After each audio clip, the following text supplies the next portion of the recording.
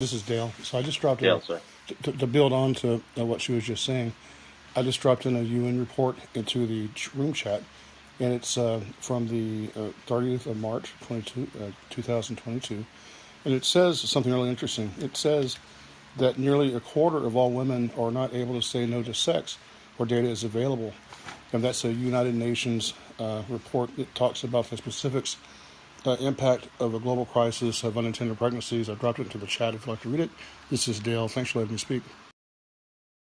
Okay, we got to move on to the tech headlines.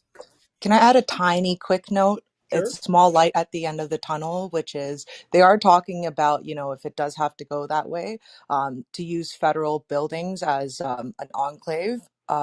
That you could put an abortion clinic there. So, for example, post office building or a military base. I mean, not ideal, but a potential solution might be better than that. So, I just want to throw that out there. Okay. And Tyler, before you move on, can you check your mic?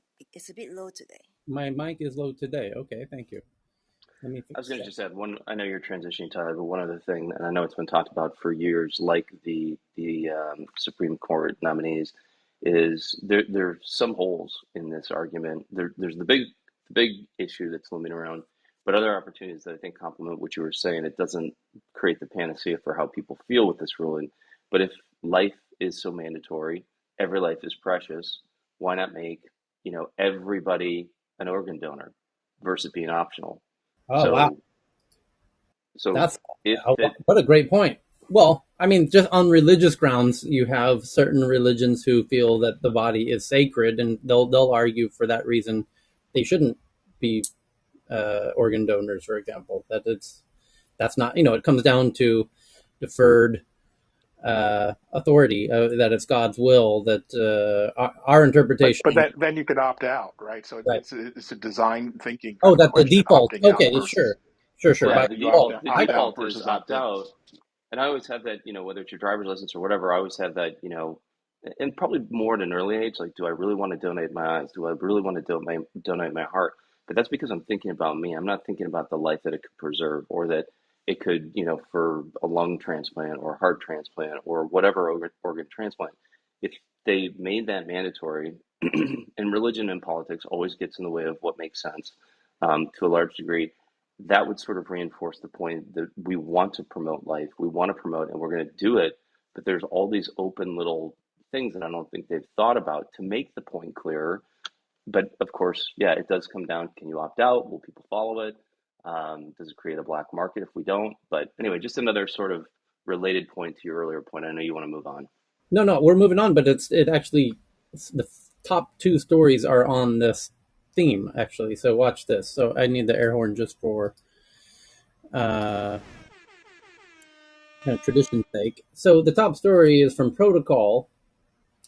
It says, in the wake of the Supreme Court overturning Roe versus Wade, tech companies are giving quote unquote no comment in response to questions about user data that could be used in prosecutions. And this is a wildly interesting way to combine this, what seemingly non-tech issue, all of a sudden very quickly becomes a tech issue, because your data can be, as regular tech newsers know, governments often force tech companies to reveal data that they would prefer not to reveal, but they don't have a choice if they want to continue doing business in that country. Well, in the United States of America, there's going to be a whole bunch of states where this is now illegal, and you're going to have a whole bunch of state authorities asking Google and Facebook and Twitter and who knows who else, the period trackers and health data apps and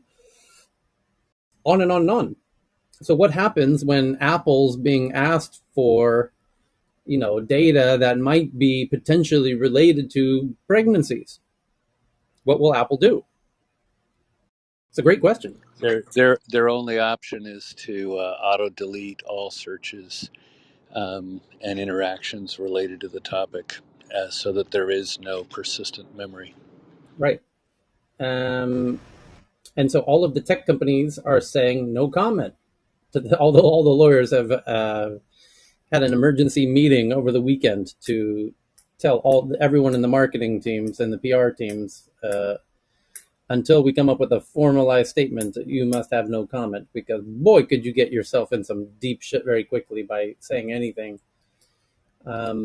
There's What a about the data brokers who have this information and no relationship with you? Right, exactly right, because it'll end up there anyways. And so what happened? Yeah, right. Great question. There's a daughter article from the Washington Post that says, with Roe overturned, privacy experts fear period tracking apps might come under intense pressure to share data that could become evidence of a crime. Privacy advocates fear that fertility data could fall into the wrong hands. With a menstrual tracking app, you can see when your periods and fertile days start and end. Right, but I don't think you're inputting, you're inputting temperature data, right, into these apps. I don't know, because I don't use one myself, but I assume the input is generally temperature data, and with the temperature data, it's able to extrapolate uh, your fertility. And I guess if once you become pregnant, I guess that changes a bit. I would assume. I think that's safe to As say. Yeah. as somebody who does use that app, it's simply you just mark off on the app when you get your period and for how long, and just self corrects, and it's surprisingly accurate. I'll just say that. Right, but so you could, if you stopped having your period, you're not going to tell the app that anymore, because that could get you into a sticky situation with the authorities if you live in one of these states that's going to make this illegal.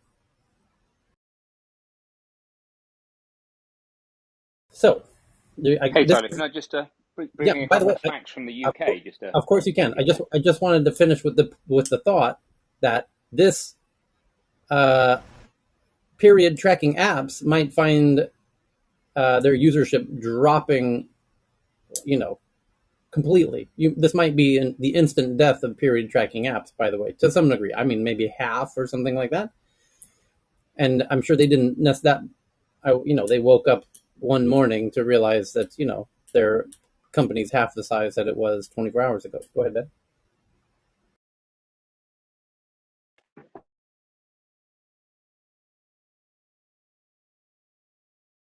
Take it away, Ben. Okay, how's that? Can you hear me now? Yeah. Cool. So in the UK, just a couple of facts which are quite interesting. The oldest age of abortion is 20. Automatic legal right to abortion is 24 weeks. Beyond 24 weeks, there has to be a medical reason. Interestingly, though, the age at which doctors are hands off if a baby is born is 22 weeks or below. So beyond 22 weeks, they will try and save the baby. So we've already had an inversion of these two dates, meaning there can't be any clear line in the sand. So, said a different way, a baby at 23 weeks right now in the UK, one will be being aborted while another is being saved, and it's entirely down to the intentions of the mother and doctor, the conversation. And technology is going to push at least the youngest age at which a baby can be saved clearly down. Youngest ever premature baby, I believe, is 21 weeks. So just interesting to see that there's already not a line in the sand. It's not as if we're talking about a gap round the other way. We're actually talking about an overlap already. So it just shows that it comes down to value judgments at the end of the day in individual cases. So just that's how it is in the UK. I wonder if the technology from China will play a pivotal role in this, because the machines that can act as external wombs, that might be, prior hey, prior look. to prior to the because right now they can have more than one kid. When they can have only one kid, they can have abortions as they wish, because they can So choose. what Eric's referring to is, we've seen a few headlines over the course of the past several months, that there are labs in China that have had some success in creating artificial wombs so that you could have a surrogate pregnancy without a human. And what happens then when you're able to uh, grow humans in a lab, essentially? I mean, that's really as simple as that. And what happens when the state is behind that? And what happens when your parents are the state, is kind of the big question.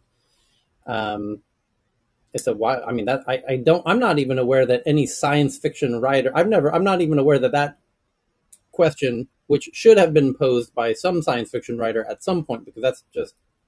And here we are, and that's a legitimate question that no science fiction writer that I'm aware of ever dreamed to anticipate.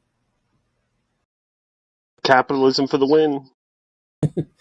So there's a period tracking app of which I have several kind of startup-y investor back channel connections to, called Natural Cycles, and one of my dearest friends has led their A round. And I just looked on their Twitter account. I was going to ping the CEO to see if she might jump in here and share kind of her thoughts as a period tracking app. And so I went to their Twitter account and I just took the most recent tweet and pinned it to the top of this room. And it's quite an astute illustration of their, I think that aptly summarizes their position on the whole issue. So the next big topic. The Matrix, I just checked. The Matrix did make reference to artificial wombs. So Oh, does it? In there's, the yep, the new one, or the original? I think the original. Because I just watched the new version in a kind of half slumber on my long flight home from Stockholm just a few days yesterday or whatever. And my goodness, that's a really weird movie to keep falling in and out of asleep of. By the way, it's a weird movie even if you're not falling asleep, but it gets really bizarre when you're going in and out of sleep. So the next big topic is that a solid state hard drive SSD benchmarks show that the new MacBook Pro with the M2 processor has 50% slower read and 30% slower write speeds than the previous MacBook Pro with the M1 processor. That's the solid state drive. That's the hard drive, essentially. Following the launch of Apple's 13-inch MacBook Pro with the M2 chip, it has been discovered that the $1,300 base model with 256 gigabytes of solid state memory is writing at half the speed. Interesting observation that's being made there. I wonder how that will translate into real world kind of feeling of performance. Maybe that was not the bot. Maybe they're just it was over optimized and now it's more in line with the throughput of the motherboard. That's just an assumption. So And it could just be a bug in the early drivers. So could be. yeah, I'd be surprised if it's a fundamental limitation. I do too. They probably need to fix it in a firmware update. Right. Now with 20% less speed, Well, Apple improving your MacBook. we'll have to go back and watch the keynote because and pay close attention if they did not claim that it was the fastest MacBook ever, because that would be the sure sign that they are very fond of reminding us every time their new device is the fastest one ever. So the next one from Their SSD drives have never been. That's why everybody's always complained about opening them up to be able to put in a Samsung 3D SSD drive or using some external drive. Even the external drives from Samsung are faster than the Apple internal drives. So that they've never been known for fast SSD drives.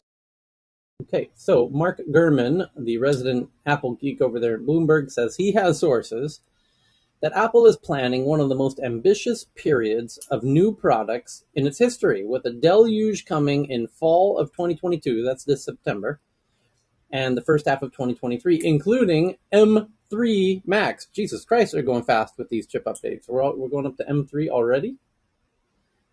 So, well, yeah, first half of 2023 is actually still now. So the WWDC would qualify as H1 2023. So sure, yeah, they're going to have an M3 ostensibly next year at WWDC. I can imagine that. Yeah, and the big question on everybody's mind is when the hell are they going to come out with their mixed reality VR, AR, MR, whatever they call it? That's got to be one of them. Curious to hear what other rumors are happening with regard to hardware coming out later this year. The next one. It says Voyager Digital issues a default notice to Three Arrows Capital for failing to repay a $650 million loan. Voyager has accessed a $75 million credit line. Okay, so that's in the crypto space. Next, New York Times, hundreds of documents detail. Oh, is this story still going? Hundreds of documents detail the software bought by China to sift through its vast troves of surveillance data to quote unquote predict who will become troublemakers. AKA, well, I can imagine some U.S. states might want to know predict who might be having abortions, by the way. So here's the story. I'm going to pin it to the top of the room. And People should watch the video. The video is a 15-minute video, which is awesome. It's beautifully illustrated. It starts with a map. It says 3 people with a criminal record check into the same hotel in Southeast Asia. An automated system is designed to alert the police because 3 people who are suspects all, happen to be in the same location. A man with a history of political protest buys a train ticket to Beijing. The system could flag the activity as suspicious and tell the police to investigate. A woman with mental illness in Fujian leaves her home. A camera installed by her house records her movements so the police can track her. Across China, the police are buying technology that harnesses vast surveillance data to predict crime and protests before they happen. The system and software are targeting people whose behavior or characteristics are suspicious in the eyes of an algorithm and these Chinese authorities, even if they've done nothing wrong. And it says, An Invisible Cage, How China is Policing the Future by Paul Moser, not surprisingly, who also did the big story last week that I know we covered around Wednesday or so about this massive surveillance state system that is even far bigger than anyone ever anticipated. And Paul and his fellow journalist over there at the New York Times has spent a year working on this one, which is why he's been rather quiet in terms of output over the past year. But now he's making up for lost time with these articles like this one today. And he starts off by saying that the more than 1.4 billion people living in China are constantly watched. They are recorded by police cameras that are everywhere on the street corners, in subway ceilings, in hotel lobbies, in apartment buildings. And the implication that he doesn't clearly tie together there is that these are synchronized, which he does tie together in the previous article from last week, which is they do have a system to track somebody with, a particular shoe or something as they move from a camera in a hotel to a camera in a supermarket. That hotel and that supermarket might not share camera data. It doesn't matter.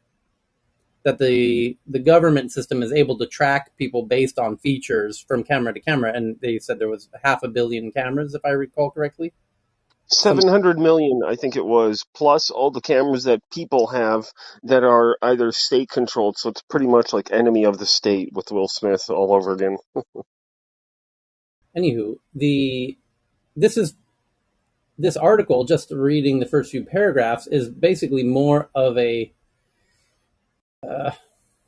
novel, and I mean that in a format of a literary format of writing a novel. It's less of a report and more of a using characters and drama kind of novella format of sharing the information that they revealed last week. Like I said, the video that's included in that article is a 15-minute video that shows you all of the footage from those cameras. Right. And this is exactly the dystopian nightmare that we've been warning about, is that this is state surveillance. It's total surveillance. There is no room for any form of dissent, and it will lock in the entire community into authoritarianism forever, because as soon as you do anything that is not approved by the state, you are an enemy of the state, and you will be immediately marched off the premises and disappeared into the dark, Okay. so that your views won't be seen. That begs an interesting question, Nicholas, because how would we feel if this were being done in Norway, where our dear friend Ellen happens to be, which has really no notable record of abusing or disappearing. In fact, it has the highest. I think Norway recently ranked number one in freedom of speech. Did it not, Ellen? Or freedom of press? Yeah, I'm not sure, but I usually say what I want to say, so Right. I think it did rank Yeah. number one in freedom of press for 2021. And usually somewhere in Scandinavia, yeah. yeah, It usually, doesn't really matter where in the world. It's total surveillance means that if the government was to go rogue, I mean, it's not about daily abusers, and I don't think the Chinese are necessarily daily abusers. It's about democracy, and it's about the ability to have a view and not be afraid to express that view, and not be afraid to wear a t-shirt or anything else that you wanted to say, whatever you wanted to say. It's about freedom of speech at the end of the day. And that ultimately, if you have these systems in place, whether they are state surveillance systems or whether they are corporate surveillance systems, which is what we have with Google and Facebook and Amazon, where they're cohering this data on the platforms as opposed to in the government, these are major risks to freedom and liberty and the ability to be a human, because you will not have the ability to do anything if the government was to change and to say you're not allowed to protest at the gates of the Supreme Court, and then you'll be tracked and you'll be followed, and you'll eventually not want to say anything, and democracy dies in darkness. It's the ultimate soft power, I think. but But given the perspective, it's something like 220 protests in China per day. So they also have a different problem than we do. I don't think we have anywhere near as many protests, but even though they're only 3-4 times larger in terms of population, they have something like 60 to 100 times more data. So even if it was discriminatory, they may be able to work out some of those intricacies faster than we could just by the volume of data that they're dealing with. Let's not But not only forget. that, they Let's can not for. use the data without necessarily you having done anything criminal, and they can manipulate that data, as we saw in Copenhagen with those people where they use GPS data to imprison them, to put them at the scene of a crime which they were never at. And so it's hard to refute what you can see. But if it's deep fake and they know that they have the systems, who's going to get to audit the system? Who watches the watchman? I see what you're saying. Who decides? Who decides? Yeah, let's not forget, though, that in the last administration, there was a clear demonstration of huge requests for large numbers of people to have their searches and their contact information revealed to the White House. And amongst those large numbers of people were reporters who were suspected of being involved in leaks out of the White House that had no business being there. So it's not just surveillance capitalism that we suffer from already.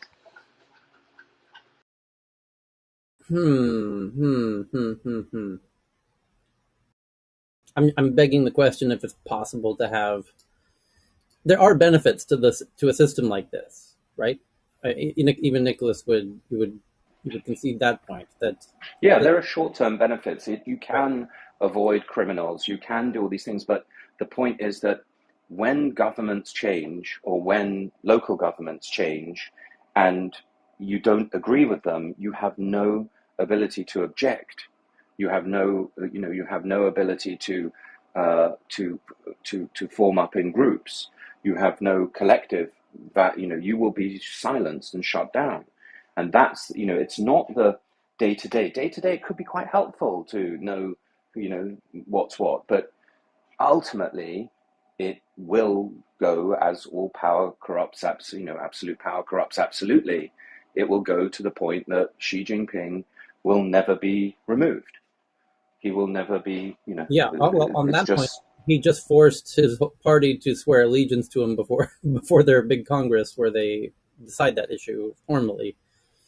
Um, so we'll find out if they're going to have an internal. There's all kinds of reports of internal conflict, both within the CCP and in the Kremlin, by the way. So uh, I'm sure the Vegas odds makers are. I wonder if there's the geopolitical bookkeepers, bookmakers might be a bit busy on this one coming up. with this new CCP gathering. So it is concerning, but and kudos to Paul for doing the work on this. I'm very, very rarely complimentary of the New York Times, as everyone here needs no reminder of that. Paul, as you have probably noticed, is a rare exception in my book, being that he actually does understand tech. He has lived in Asia forever, and he understands. He just does really good work generally, inside and outside of China. So yeah. Anyway, really interesting piece. And as Nicholas pointed out, there is a 15-minute video that I just watched the first little bit of, and I think that might be the real, the really beautiful part of this piece. So yeah, they did a very deep year-long analysis. Okay, next up, well, Paul did a tweet from his Twitter account, obviously, that says specialized software helps the CCP program digital tripwires on predetermined behaviors they believe could signal a crime. Worded like that, I can assure you many countries do that, by the way, and even the United States would have some version of that. If someone goes to a train station daily but doesn't ride, they might be a pickpocket. An alarm instructs police to check on them, etc. Okay, next up is from the Wall Street Journal. It says, as crypto markets wobble, hedge funds are increasingly shorting Tether, either as a bet against the broader economy or the quality of Tether's assets, which that turns that right back to China now, doesn't it? Because that was the big assumption when the Tether CMO and CTO and the CEO kind of avoided it, as I recall. Tether is the washing machine that the system despises, and it's also the major on-ramp into Bitcoin. So if you're a hedge fund and you've got a major short position on Bitcoin and you want to see Bitcoin go through the floor to, say, 3,000 as a target price, you would need to have a run on Tether to trigger that. So flooding against Tether is a very good way if you have a futures bet or a short bet on Bitcoin. It is what could trigger a major collapse. Okay. The next, Starlink, you'll recall about 2 weeks ago, came out with a new version that made a whole bunch of van lifers very happy because it's a RV. I think they call it Starlink RV, and so that you can put it on top of your roving mobile home or van or boat. And now The Verge is doing a review of the Starlink RV, saying that it works in truly remote locations. Yeah, well, probably more remote the better, I would assume. And its power consumption is fine, but it can't be used on a moving vehicle, and storms can be an issue. Yeah, that's kind of how physics works.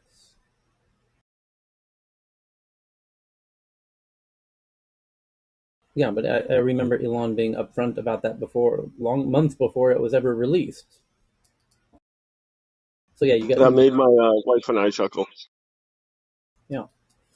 So if you've ever had a satellite dish and you've ever tried to watch a show when there's a thunderstorm, you'll appreciate the relationship between a satellite and your internet uplink.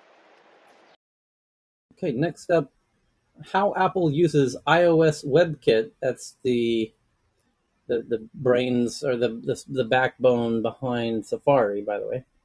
The WebKit monopoly to strip, mine, and sabotage the web, hurting all browser engine projects and draining the web of future potential.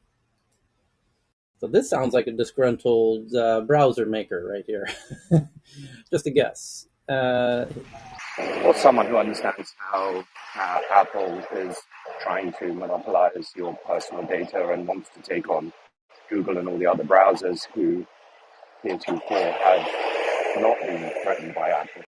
His name is Alex Russell, and the subheadline on his blog is Alex Russell on browsers, standards, and process of progress. And he says this is part 6 of a 6-part series called Browser Choice Must Matter. Apple's not defending browser engine choice.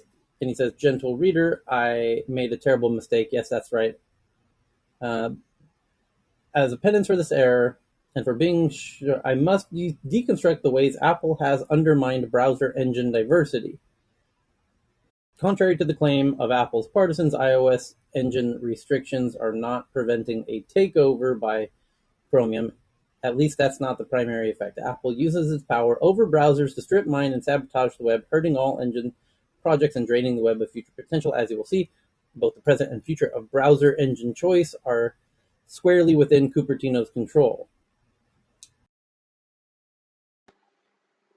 And he goes on to make... Some time ago, I was looking to make a course on progressive web apps, and actually it was Alex Russell at Google that was really supporting that course. I had lots of calls with him about it, this guy you're talking about, and he was great, and the way that Chromium and Google support an Android is great, and you can basically have apps that are, as they're web apps, but they're as good as a first-party app. In fact, today, if you have a web app, you can install it on the home screen of your Android, and it does pretty much everything. It feels like a first-party app, but it absolutely doesn't in Apple. And the reason I didn't make the course, and the reason I didn't say, hey, world, you need to start making progressive web apps, is just basically because they didn't behave right on iOS. And they still, and I presumed that it would be fixed in a matter of months, but this was about 3 years ago. They still don't behave right on iOS. So we still don't see a prevalence of web apps. It's a shame because you could have a single code base, which is a fantastic app, which uses all the phone sensors and everything else. Effectively a single code base for web, Android, and iOS. But it just doesn't play ball on iOS. Hey, Tyler. Yes, Evan. Can I interrupt? I sent a DM to the group. Yeah. Missiles hit a shopping center in Ukraine, killing over 1,000 people. Holy And I know there have been tens of thousands of people killed, but this just shocked me to the core. And just maybe a quick moment of recognition or silence. But yeah, just Wow. tragic. I'm pinning your tweet to the top of the room so they can see this just horrific photo of this shopping mall. It looks like it's turned into hell on earth. I mean, they started shooting missiles again at Kyiv, and just kind of another wake-up call how just horrific this war is. Kremenchuk. I wonder if this is a game changer or it will change the dynamics at all. Obviously, it was targeted. I mean, they can't say this was accidental when you kill civilians. But it's just beyond belief. What awful. point does more intervention occur? Whether it's more material, manpower, support dollars, or direct intervention. Well, it's a really interesting game, isn't it? Because the context is that the G7 is happening, and the question is Putin trying to get the G7 to exhaust itself financially in support of Ukraine or whatnot, like that this Putin knowingly engaged in this whole drama, calculating that he could withstand the West and their fortitude, and that it would drive up fuel prices and food prices simultaneously in a way that they are immune to, in some sense, because they are a major energy exporter and major food exporter. And so with the G7 meeting, this is are we to assume that it's a coincidence or not at a time when they're there to make a decision about how dedicated they are to fighting this? And he It's a basically... clear provocation. It's a clear Right. provocation, and it's designed to be a response to I suspect the Lithuanian Kaliningrad blockade and defense of the Belarus, and also the weekend realization by the Germans that they have got a major problem come the winter, and he wants to signal that he is willing to do anything that will destabilize the world. I mean, he is aiming to destabilize the hegemony. Yesterday it hit the 30-day late pay on their May 27th default as well. It's all linked. It's all linked, and you see what the mainstream's response is when you look at people like David Sachs, who are constantly on mainstream saying, you know, this is a provocation. They're trying to draw us into World War III. Let's not get drawn in.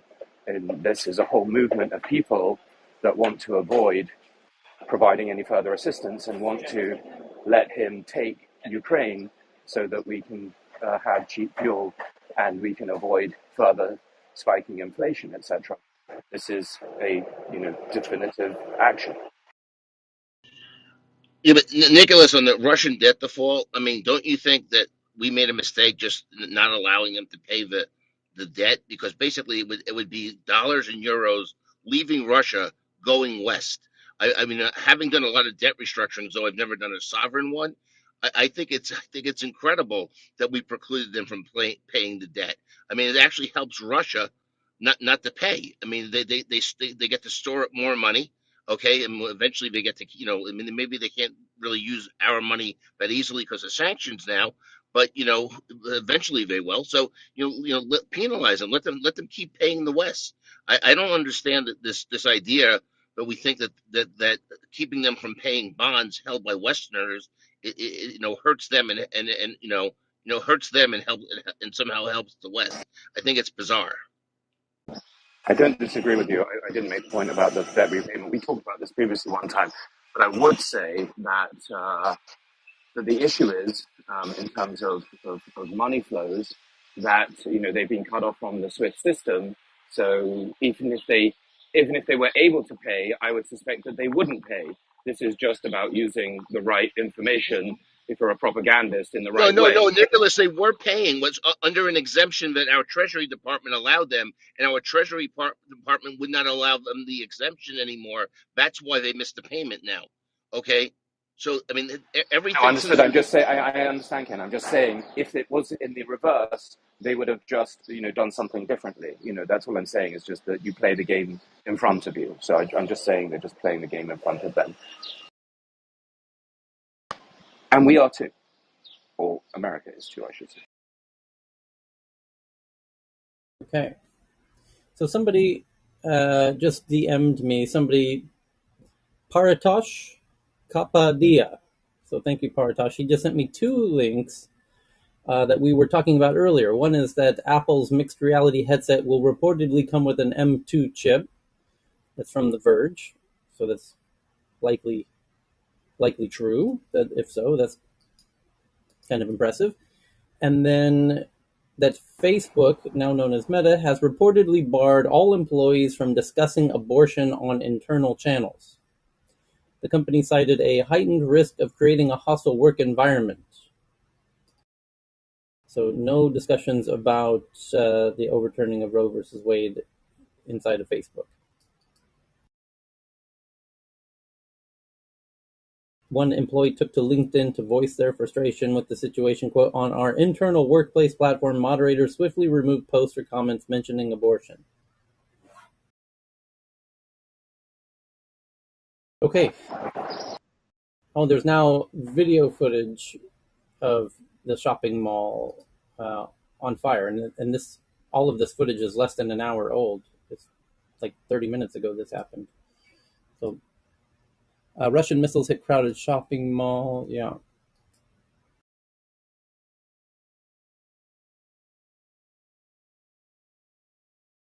Hmm. That's some serious war crime behavior right there.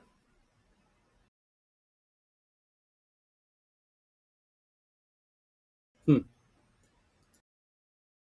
That's more So like state. That's more like state-sponsored terrorism.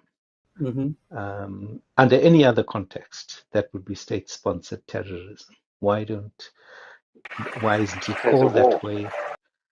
You know, but I even within the Geneva Protocol, this kind of thing is not acceptable. yeah, don't it I almost think I think what he's trying to do is throw out all of those institutional norms. That's what I think the message is that he's trying to destroy the entire system that we use, the post-war system of institutions. That's, I think, the point. I mean, I think this is going to steal the Ukrainians' resolve. I mean, look at the Brits during the Blitz in World War II. I mean, the Ukrainians are highly motivated to fight, and if I were Ukrainian, I would, grab my gun, like run out into to the front. I mean, this is just atrocious. at the same time, it almost, gosh, I have some questions. Oh, doesn't Ukraine have service to air weapons? Because it says within the 24 hours, Russia launched 62 missiles, and including 14 long-range missiles. Normally, there should be surface-to-air defense system there. It seems there's none. Yeah, I'm still searching the question and searching the answer, but just ask if you Most have. surface to air missiles are designed to take out planes. They're not designed to take out other missiles. You're talking about something like an Iron Dome system, like Israel has, and Yeah, the yeah. American The meter, cooperation. I don't think they have that. oh, okay. That's a good question. I mean, why don't they have the Patriot missile system, which is like our leading edge Yeah, because missile in Taiwan system? we have the Patriot system, so I just Yeah, want and I why. guarantee you, Patriot missile could take it down, but their systems are not leading edge, and they could shoot down like cruise missiles, which fly pretty slowly, but these are you could almost hypersonic speeds. So We hopefully, would need the Iron Dome to do that, and the only country that has that in US as but you well. would need. By the way, you would need it in dozens of locations. The area that was struck, Kremenchuk, is quite central Ukraine, not near other conflicts. So I imagine they might have it in Kiev, for example. They might have Patriot set up in Kiev, but that wouldn't stop it from uh, the missiles that landed just moments ago in Kremenchuk, for example. So, it's not really a valid consideration. Ukraine is geographically quite large. Taiwan is geographically considerably smaller, especially Taipei versus this Yeah, yeah, yes. third tier Like city. North Korea has. Yeah, my point is you are likely to have them in capitals, but not in third tier cities. Okay, so the next topic is global VC activity has dropped. Obviously, the question is how much, and I have the answer, and you might have a guess, and that's a perfect opportunity to play our favorite show, Tech News Jeopardy. Here we go. How much, by what percent, has VC activity dropped 33%. between Q1 and 35%. okay, 50%, $1. 62%. 55. 66%. Also, from when to when? yeah, 10%. I'm going to give an honorary I'm point gonna go with 42. for wanting to know the time frame because that's the right way to think about it. It says in Q1 and Q2 of 2020. 30%. Messi, what's the answer? Did she jump out? 62. She's sleeping, maybe. Disqualified. Yeah. He's giving So, who was closest to 23? I Somebody almost said said 30. 27. Oh, then Saudamini wins. I heard 30. So if you said 27, you get the point. Well, I rounded off 27 to 30. Okay, next from Wall Street Journal that AT&T and Verizon have raised the cost of some monthly and older phone plans testing consumer budgets, T-Mobile has kept most rates flat. All right. New York Magazine did a Q&A with crypto billionaire Mike Novogratz on crypto as a scam, differences with past crashes, Luna's collapse, blaming the Fed, and more. Bloomberg says South Korea's largest car sharing service files for an IPO in Seoul. Forbes is reporting about an investigation that found Instagram let a man accused of selling photos of children to pedophiles run 2 accounts months after he was charged and arrested. Taiwan-based Global Wafers announces plans to build a $5 billion silicon wafer factory in Texas. And despite UK government pressure, Masayoshi-san of SoftBank tells SoftBank shareholders that the NASDAQ remains his favorite venue for the IPO for ARM, the chip company. And a whole bunch of fundraisings as usual. MIT Tech Review has an article that says that data centers, typically located in suburbs, are increasingly being built in urban areas to further reduce internet lag for locals. And identified a mass center YouTube. Okay, I'll look at that. Here's one from the Wall Street Journal from Christopher Mims. It says, a look at Amazon's fight with China-based sellers of generic items trying to game the Amazon algorithm to develop marketplace brands and get the Amazon's Choice tag. And that's just very clever market hacking, where if algorithm hacking, I guess we need a pithy term to coin because this is a wide scale phenomena throughout startup land of all types, where if there's an algorithm and there's a financial incentive or motive, people are going to commit themselves, like Airbnb hosts, some of them commit themselves to trying to deconstruct the algorithm, and there's a myriad of interesting ways to hack the Airbnb algorithm or the Booking.com algorithm or even Amazon's algorithm. And and anyone who's ever tried to get on the front page of Google knows, if you do manage to get on the front page of YouTube or Google or Facebook or any search engine, you get 99% of the traffic. And it's the 1% phenomena all over again. 1% of web pages get 99% of the traffic. 1% of artists get 99% of the money. 1% of, it's not even 80-20 rule. It's the 199 rule. 1% of people make, all the money. 1% of artists make all the money in art. 1% of authors make all the money in books. So it's, if you, in the case of e-commerce, this is also true. And the name of the game is getting the Amazon's Choice tag. So if you can get the Amazon Choice tag, it goes in, what Christopher does in this piece is outline how some of these clever, crafty market hackers have figured out that you sell a whole bunch of generic shit at very low prices and get all your friends to buy it and get great reviews and everything else. And then once you get the tag, now you're in business and you can, you're on the front page. You've gamified the algorithm to your favor.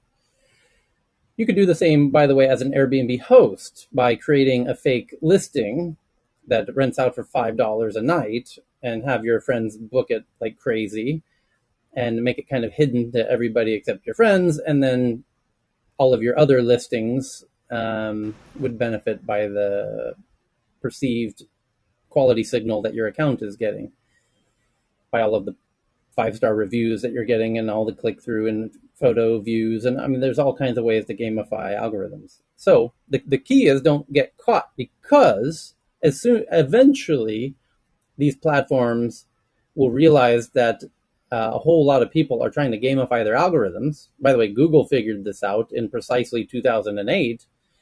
And then they will do a complete 180 and use all of those behaviors as negative signals in their algorithm. So if you have a $5 per night listing in your account, instantly that will be considered a massive negative in terms of the algorithm ranking, and all of a sudden you can't be found. Even your mom can't find you your Airbnb account.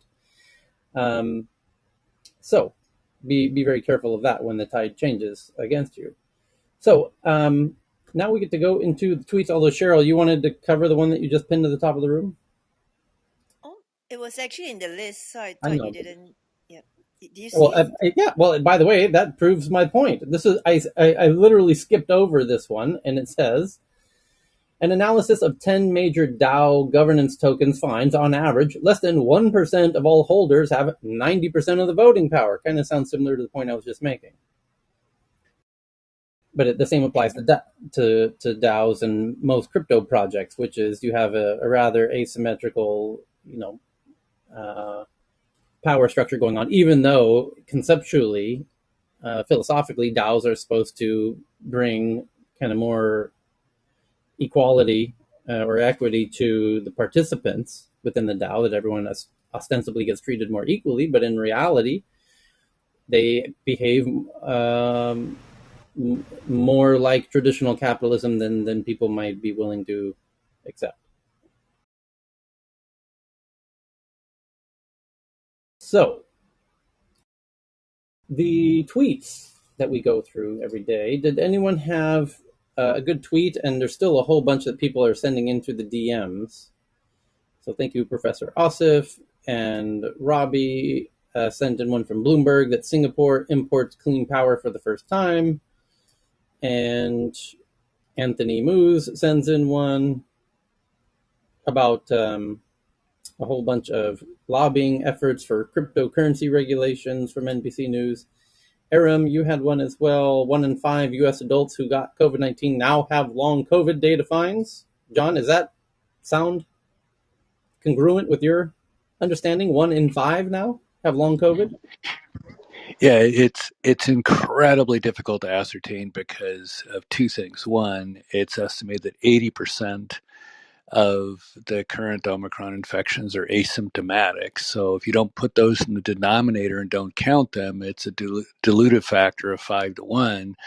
But we do know that 57% of people hospitalized with the original strains ended up with long COVID.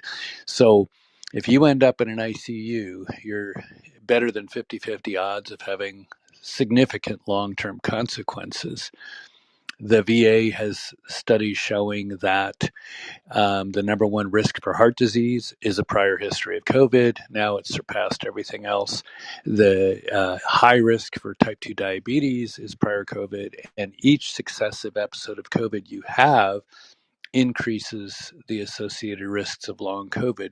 So, and there's no standard definition of what long COVID even is. In some places, it's 1 month, and in some surveys, it's 2 months. In other surveys, it's even longer. So, this is a statistical nightmare. Suffice it to say that a lot of people have long COVID. A lot of the reason there's a lot of job openings and people who are still unemployed is because they're either affected by long COVID or they're taking care of someone who is. I'm done. Wow. 1 in 5. So the article says about 7.5% of U.S. adults, roughly 20 million people, are currently living with long COVID symptoms. According to new federal data, the finding drawn from the Household Pulse survey ran in partnership with the U.S. Census Bureau is based on self-reported data. More than 40% of respondents said they'd previously had COVID, and about 1 in 5 of those individuals said they still had long COVID symptoms.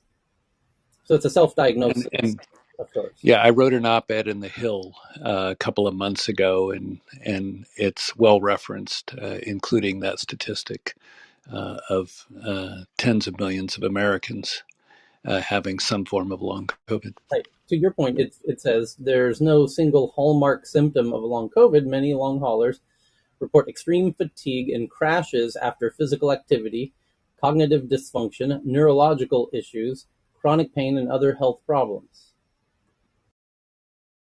Long, Hey, John, it's can I have a question for you? Given the fact that we know that comorbidities, particularly like obesity and if you were already diabetic, are linked to a higher incidence of getting COVID.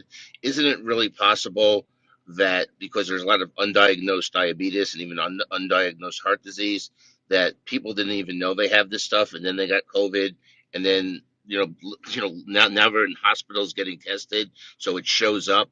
So it may not be the cause and effect. That it may not be COVID that caused the diabetes. Diabetes or heart disease may have already been there, just undiagnosed. Yeah, it's a great question, and the answer from the VA studies is they accommodated for that, and they eliminated that's called ascertainment bias. And ascertainment bias is where you look harder for something, you find more of it, and that's not the problem that the VA studies, really brilliant studies on large data sets, have revealed about the risk factors for heart disease and diabetes. So it's always the right question to ask in this context. In this case, those VA studies manage that risk. Was there anything done during the studies to take into account the fact the change in lifestyle for a lot of these people? Because a lot of people went from walking to work, potentially going to the gym, potentially sort of maybe eating better, and then home working, less walking, more sedentary lifestyle. You're sitting near the fridge, there's no one around you to sort of judge what you're eating, etc. What kind of No ice access cream to the are you gym. binging on, Carl? Exactly. I'm really asking Yeah, for myself and whether Pistachio. this 1 yeah, kilo a day of cookie dough was going to affect me, Tyler. yeah. And unless they had an extreme healthy diet and went to extreme unhealthy diet, um, those kind of effects show up long term, in the 5 to 10 year range, not in the 1 to 2 year range. The reverse of that, if you go from a really unhealthy diet to a real healthy diet like the Ornish diet, and exercise and sleep programs, you can actually begin reversing your risk very quickly. But that's from an extremely bad diet to an extremely good diet. So the reverse um, is relative. Someone who's really rigorous about their lifestyle choices is less likely to slip and slide during COVID. So I think the phenomenon you're describing is real. I just don't think it's a big factor in those findings. I got to run. Thanks. Bye. Okay, so there's I no. bring up the monkeypox. At least that is a good news because the WHO yesterday announced that it's not a global health uh, emergency for monkeypox. Although we have more than 3,000 cases around the world now, but yeah, I think it's good news. Okay, okay. We have no shortage of really cool tweets everyone's sharing here, so let's jump into these. We got one here from Phil that from technologyreview.com that I'm retweeting now. And by the way, all of these articles are retweeted in real time as I read them to the Tech News Twitter account at TNATW, so you can see all of them for yourself. And Phil shared this one from Technology Review that Facebook is bombarding cancer patients with ads for unproven treatments. Well, that's a little irresponsible as usual. I believe what you want to say is that Facebook isn't bombarding cancer patients. Advertisers of unproven treatments are bombarding cancer patients via Facebook. Because I think the more intellectually honest headline that this journalist wants to communicate, Yeah, and that that's like the thing with Russia. It's not the Russians that are attacking Ukraine; it's Putin's administration. So it's important to attribute it properly. yeah, but it's even more so because I think your average person understands the difference between the point that you're making, but I don't think your average American has quite the discernment to to deconstruct the point that I'm making about this headline. Facebook is bombarding cancer patients with ads for unproven treatments. I'll bet there's a whole lot of people who think that Facebook itself, the company, is actually the instigator of these unproven treatments. Well, a lot of it is their algorithms, right? Based on your usage. So you're out there looking for information on your cancer treatment that you're going through, and then all of a sudden you start receiving all these. A lot of the advertisers put it on Facebook and allow Facebook to decide who they're sending it to based on their algorithms. So technically, it is Facebook determining that you're a candidate to see this unproven Right. because you searched for cancer. Right. I mean, Well, you're right. I don't. so Phil, It's what? being held against them. Okay, but Phil, let me play the. I love this whole debate, and I would like to raise a point from a devil advocate perspective, which is, let's assume let's assume we're brothers, and our mother has some untreatable terminal cancer, and she starts doing searches for trials that she can participate in, and really any kind of sliver of hope type stuff, right? I mean, which no doubt there's millions of people in that really tragically screwed up situation, right? Wouldn't would that then be, if you're Facebook and somebody's done a search for to participate in unproven trial cancer treatments, should that person be considered a reasonable person to share that information with? Because my point is this: is there's a tendency to want to pass some kind of judgment without knowing the details. If it turns out that Facebook is, acting egregiously, great. Well, that's kind of the onus of the journalist to reveal that. But they don't.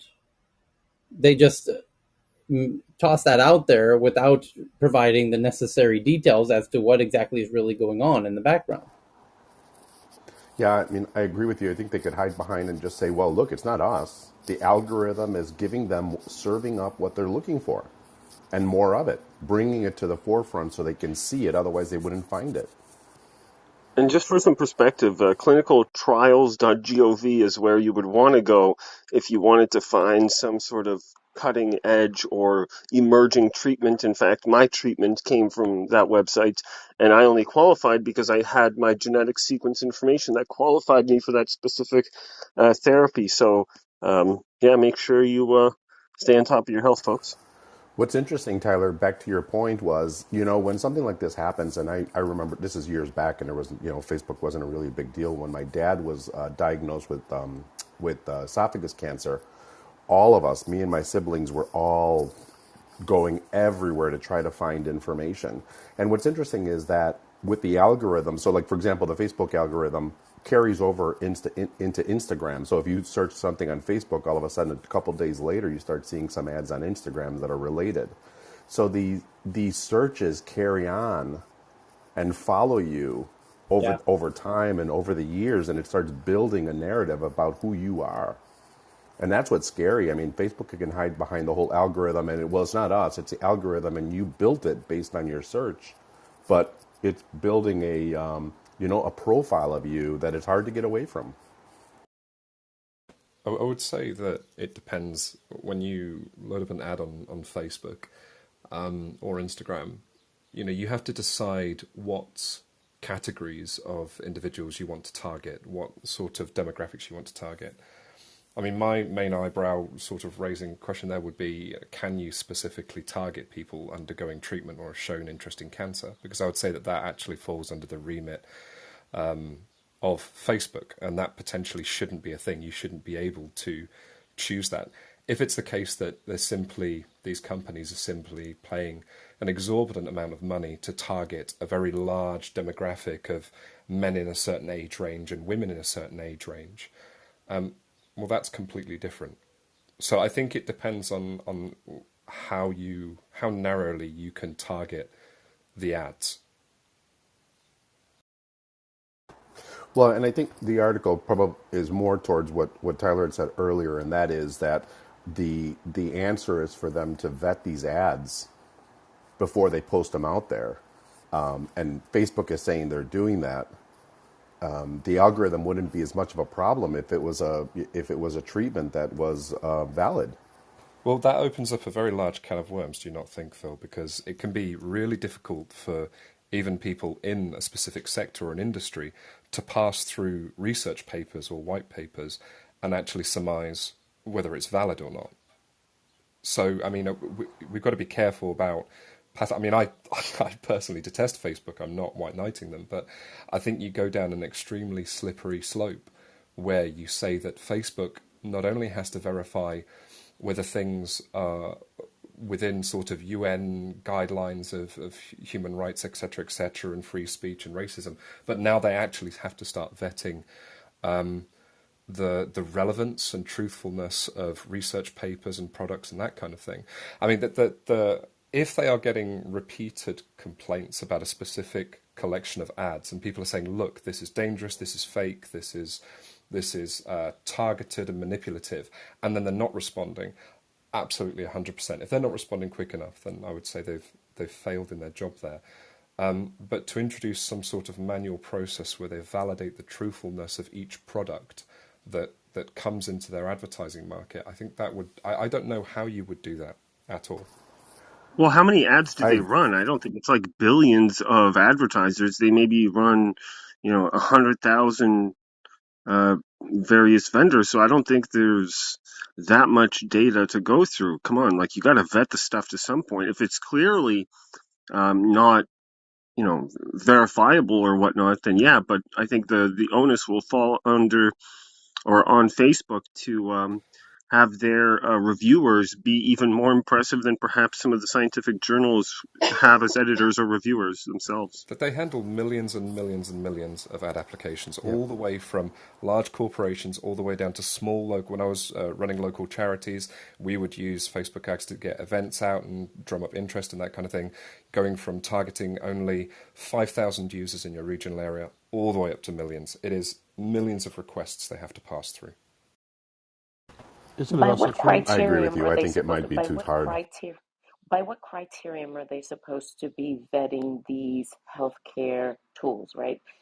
They're not, and again, I get a real reaction to this because the first question in my mind is why would one go to Facebook for something as, cancer treatment idea, there are other vehicles that are far more um, responsible with the data that you can go to.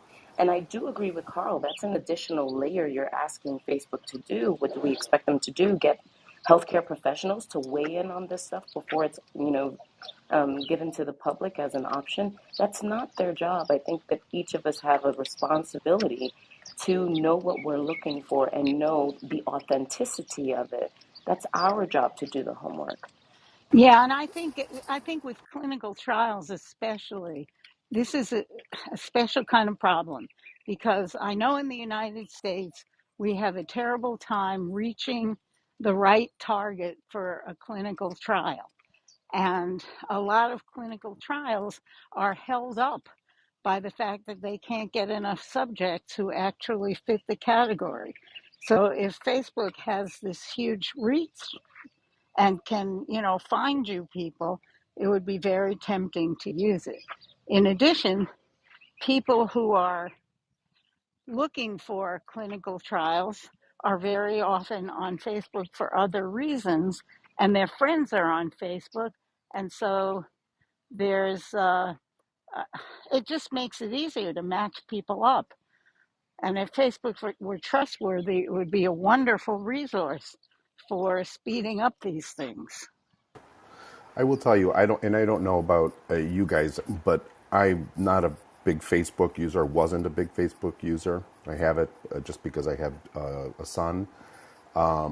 During COVID, I became a Facebook user, and to be honest with you, I was alarmed to the extent that people rely on Facebook. I mean, there's people putting weather reports; they get their news off of Facebook.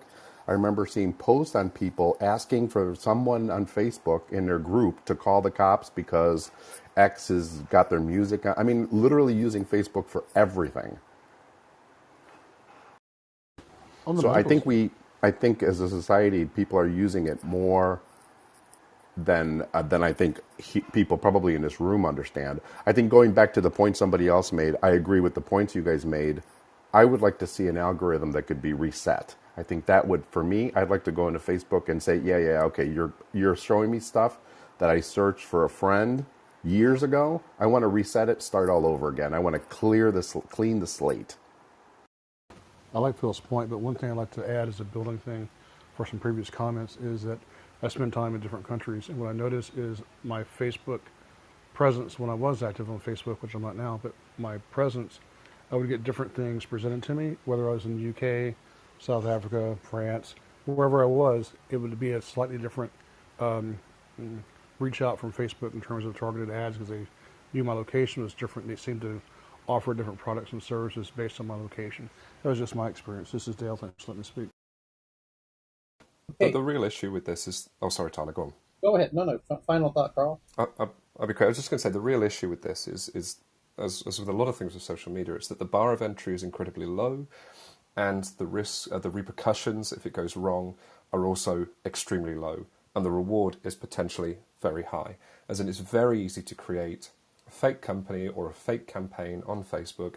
It's relatively cheap. You can reach a huge amount of people, and then what do they do if they found out that it's completely fake, that it's a scam? I mean, they ban you. So what? What have you lost? You've lost nothing. I mean, in the UK, for instance, if you do false advertising, there's regulations in place. If you do false advertising on TV, you can get fined, that kind of thing. Can you imagine Facebook trying to implement that across borders worldwide? I mean, every single jurisdiction is completely different. Even in just the US, the states, the law from place to place about what you can and can't say and the financial ramifications if you blatantly lie are completely different across just the states itself. So there's nothing really they can do apart from remove your account. So this is just going to perpetuate. There's no real stick to scare these kind of scams off, unfortunately. I think there's more that can be definitely done. And I don't know if you guys know from I only found out because one of our groups lost Google search capabilities. But here in the States, Google implemented a policy where you have to prove that you're a legitimate company, literally sending them a copy of your corporate, I forget what the certificate calls, from your state. So one of our groups was buying search literally got shut off and couldn't do it until we verified that they were a legitimate company.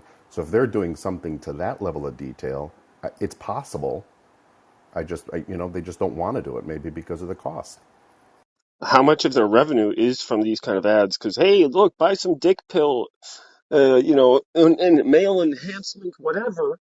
That's not so problematic. But for something that is a little bit more, the stakes are higher, perhaps higher than direction, then we should take notice. The fact that we haven't been more diligent throughout this whole period, like what Phil just said, that we're only now verifying people who want to advertise, that seems kind of backwards to me.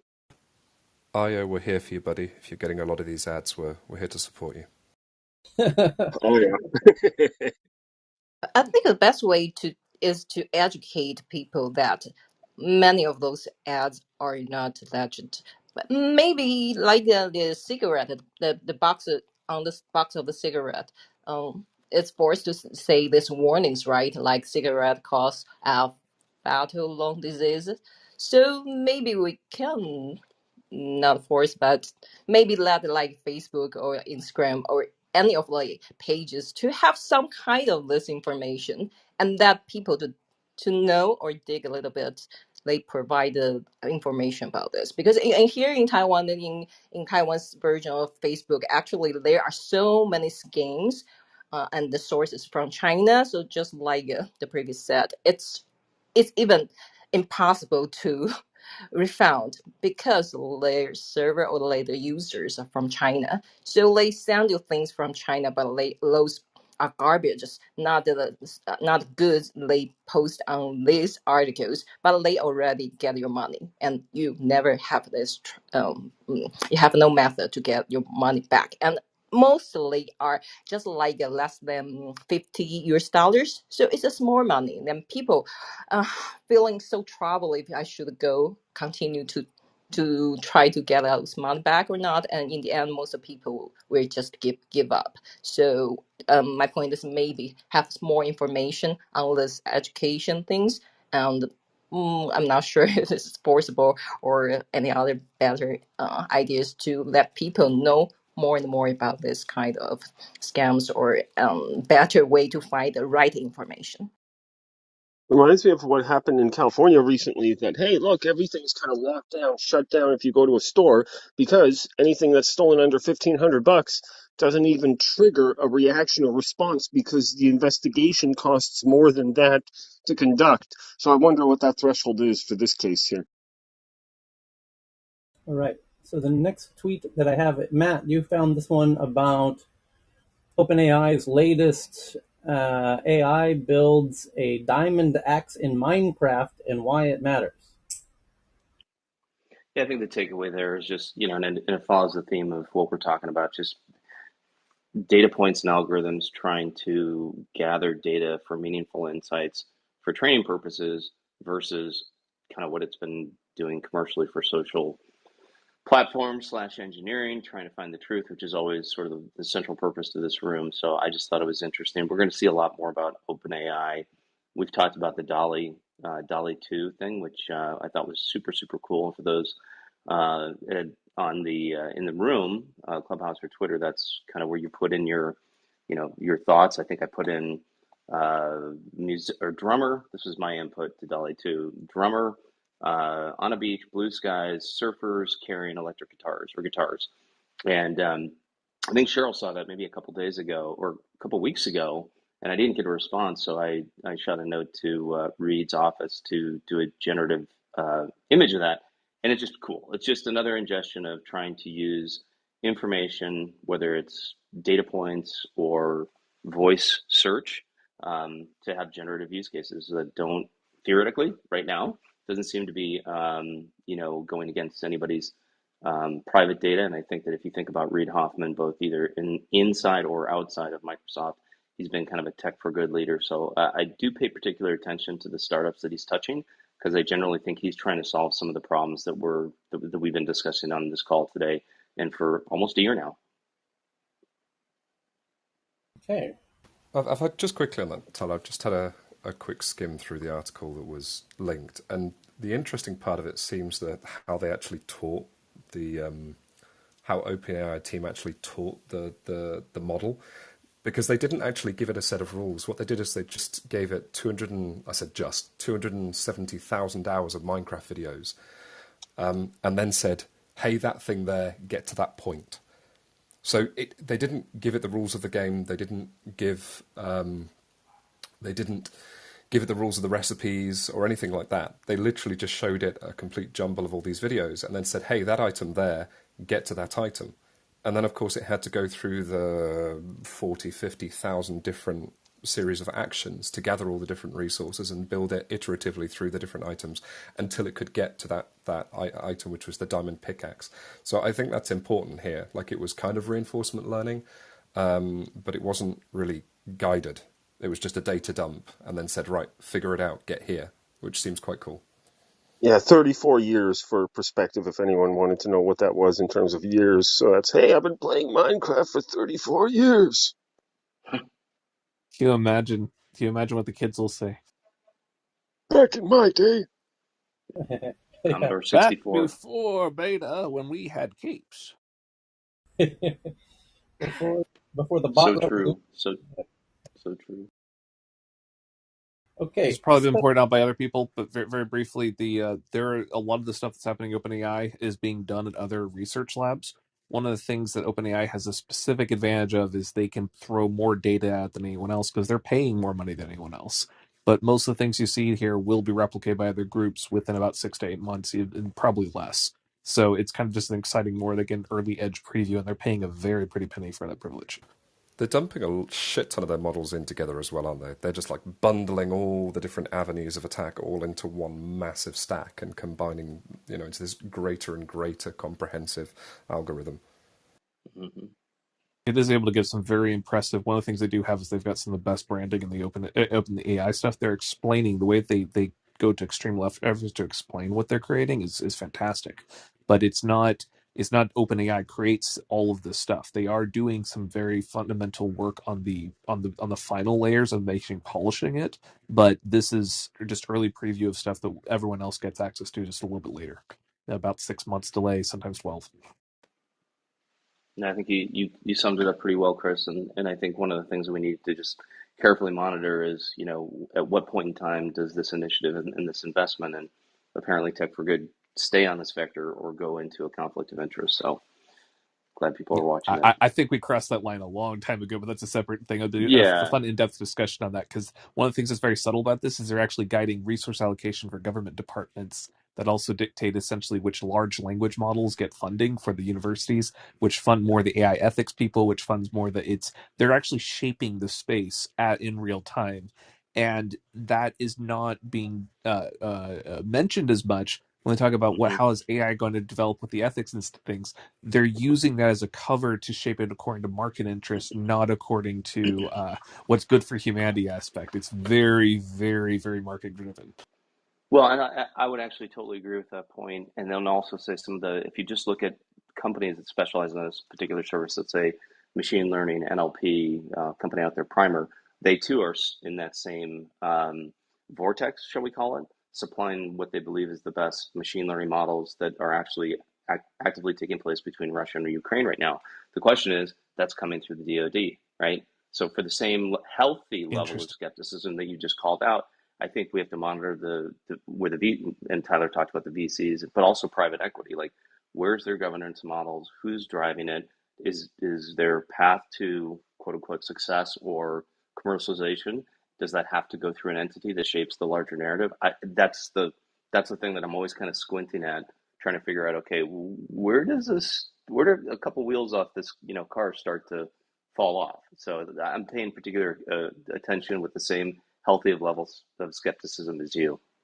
I know we missed some speed bumps of some really cool side technologies when we went like blindingly forward to this current stack with things. There's some really cool Mm-hmm. detours on the background that's really when some people go, how can we compete with these large language models? How can we compete with these giant image databases? Like there's plenty of good stuff that's being like just we're flying past. So we should do a breakout room on that sometime. It'd be a lot of fun. Would love to. Hell yeah, I would definitely join that room.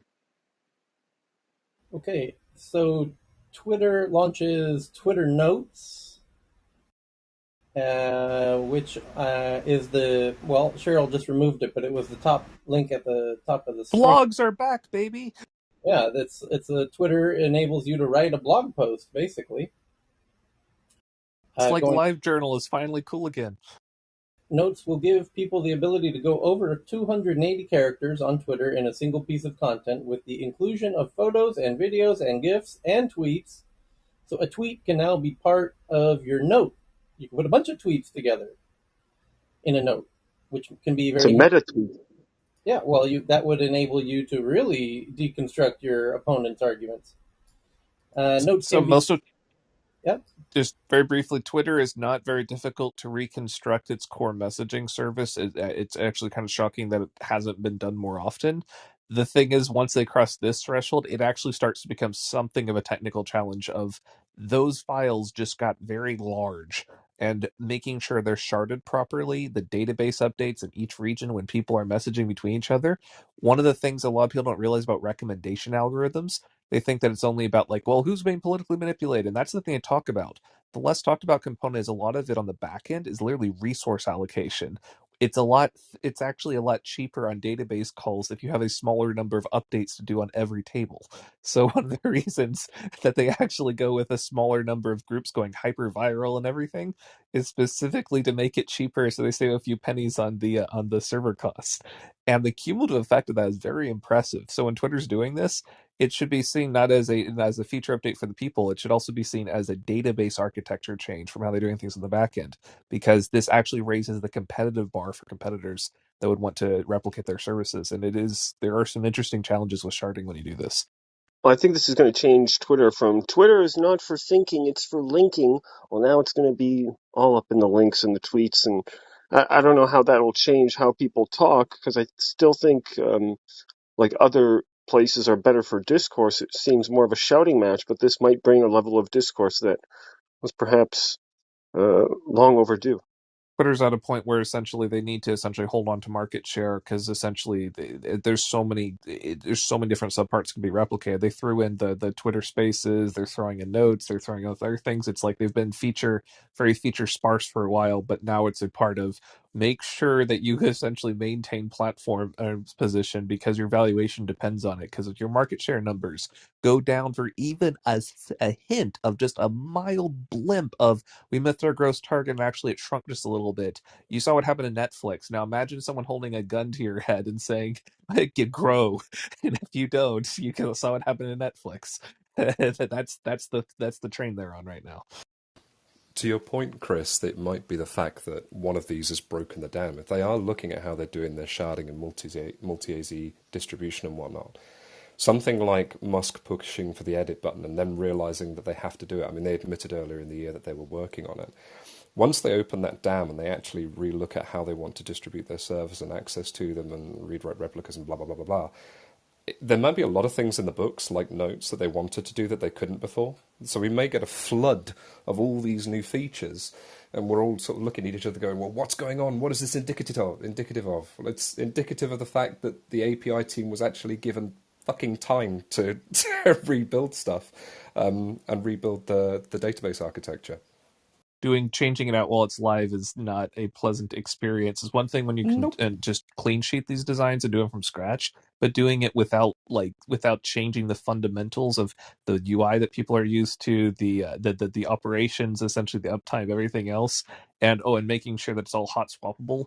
Those that dramatically extends the difficulty. Also, when you're doing this, when you're actively under nation state security things, I mean, it all these other like little details dramatically make the engineering a lot more difficult than you would think. However, if you start from scratch, it's not as hard to do, but changing out live, oh man, crazy. This is why it's much easier to hire engineers for greenfield projects than it is for brownfield projects. Yep. Exactly. Okay. Also, if anyone just says, "Can't you just throw in a user login for there?" If anyone ever says that and thinks it's only going to add like a week or two to the project, run. Okay. The While next we're thing. between, sorry, Tyler, while we're between subjects, I've got this room on water, energy, and food again starting today nowish. So I'll go and start that and see you when you're ready. I'll plow through the 15 links that I have in the next 10 minutes here. Here we go. So BB has one from Reuters that Russia's hacking group says it attacked Lithuania and is claiming responsibility on Monday for a denial of service cyber attack on Lithuania, ostensibly as a retaliation for Lithuania blocking Kaliningrad, obviously. They threatened cyber attacks are nuke worthy for retaliation, so just throwing it out there a few months ago.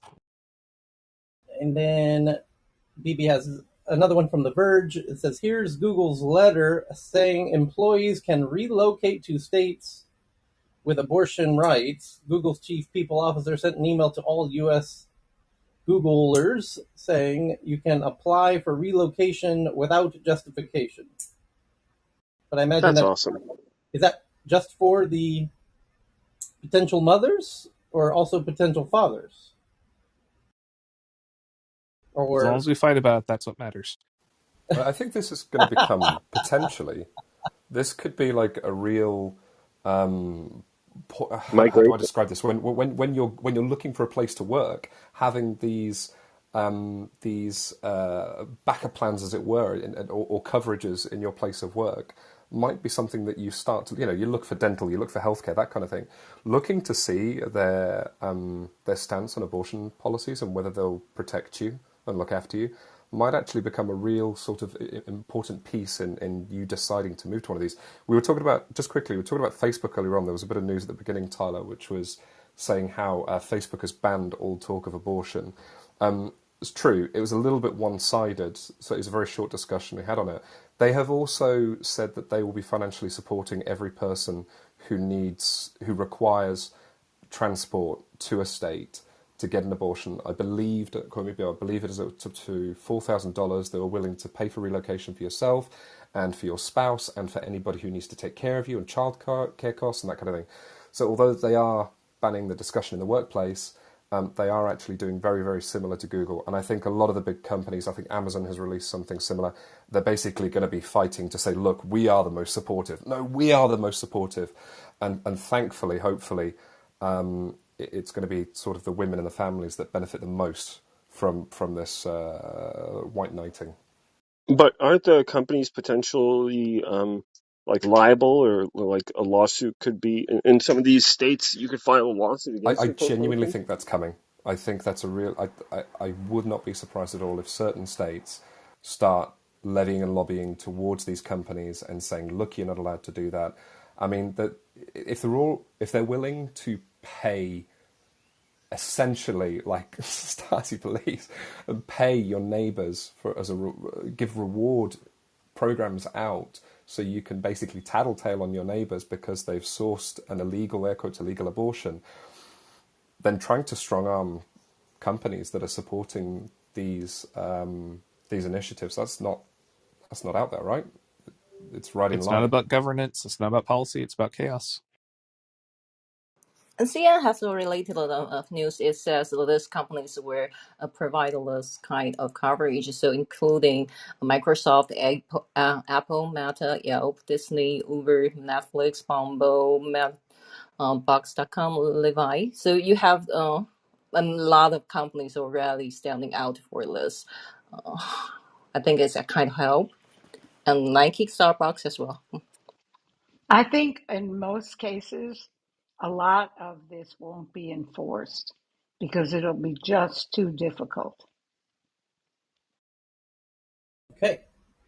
Next up is from Poppy found one that in Australia, a gathering called the Blockade Australia begins mobilization to resist climate destruction in Sydney. Protesters converge to cause disruption to the political and economic systems of Australia, which are driving climate destruction. And how long before one of such groups form a DAO to fundraise for their eco vigilantism? Australia is less than 1% of global CO2 emissions. It's probably 2%, give or take. But per capita, it's one of the highest in the world. So that it's like we've got a responsibility, and they'll see lots of fun. The next one from Saudamini. It says more than half of IT companies struggle to get employees back to the office. Many IT companies are also No going shit. easy on the return to office policy as they fear coercion may trigger more resignations. Don't mess with the people that control the admin access for every machine in your building. This is one of the few times when it's like they will work. They will work very long hours. They'll work from home. They'll work at midnight. They'll work on call. They'll work overtime. They'll do anything. Just don't tell them fucking where they need to actually walk in the door. Especially if it's something that can be done remotely, which is the whole point of IT work, right? So Yep. BB found one from CNN that these U.S. companies will cover travel costs for employees who need an abortion, including Microsoft, Apple, Meta, Yelp, Disney, Uber, Netflix, JP Morgan Chase, Nike, and more. You can read the full list at the Tech News Twitter account. I just retweeted BB's tweet there from CNN. I'd I, be Follow. curious to I, hear what list of companies that don't support that, though. I yeah, wonder I if have there's a list of this doubt as well. Is it good to announce your support, or is it bad in this point? I mean, this time frame. Depends on what state you're in. Social values change every 60 years, and every time we do it, we wipe the history of the last time that this happened. That list right now, where we go say is like, wow, look at these heroes, it will become a blacklist 60 years from now, and then it'll switch back again. And people that essentially want to challenge me on this, let's do a breakout room because I can find the last 3 times this happened. It is bizarre. There's a crazy history about this stuff, and it's fun learning about it. Oh, it'll happen sooner than that. I'm sure it's going to happen soon now with the elections coming up. This is the first time that we've had social media, though. That's why this is slightly uncharted waters. So the next is from How Valerie. does that declaration work with Texas, who designed their law to sue for people that help people get abortions? It's designed for chaos.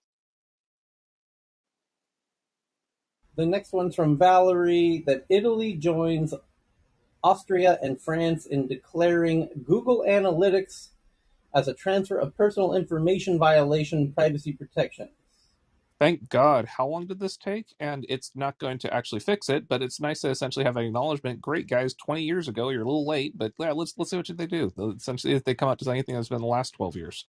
So it says if you're using Google Analytics, you're likely breaking EU data protection laws, following in the footsteps of Austria and France. The Italian watchdog has also found that the use of Google Analytics to be non-compliant with EU regulations. You know, whenever you click on a I don't consent, like on those cookie auto pop-ups for every website on the internet, because they didn't bother to actually put in like a universal login, like a little tally flag. When they do those and they say I only use necessary cookies, guess what those necessary cookies are? They are Google Analytics, etc., which removes the whole point of the freaking GDPR. So this They're is all actually necessary. it's crazy.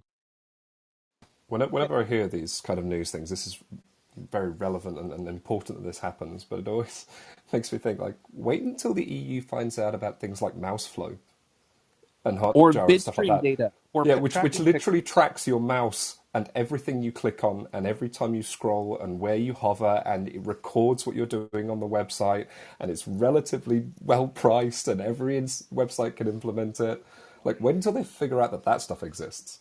Oh, I but wonder. by the way, people, if you ever type in like any type of username or login or things like that, it's not when you click the submit button that stuff gets sent. It's actually collected the moment you hit a key press. So any halfway filled out Yes. thing, that's actually analyzed for marketing data because they see it as a crucial part for when you have a conversion funnel, which is for people that aren't familiar with that. You say, here's the number of people on the internet, here's the number of people you advertise to, here's how many essentially went through a thing, here's how many people went through the login page and create, here's how many people got the credit card for, and here's how many you made a purchase. Every time you get smaller and smaller that conversion funnel. One of the largest places where they lose people is on the freaking account creation logon screen.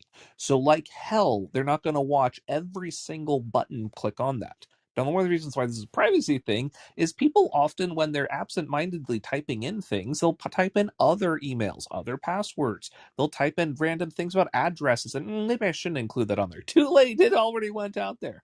And because this is done without consent, and is done without monitoring, it's done without any sort of like notification. It's industry standard process, and this is normalized. There are so many things like this.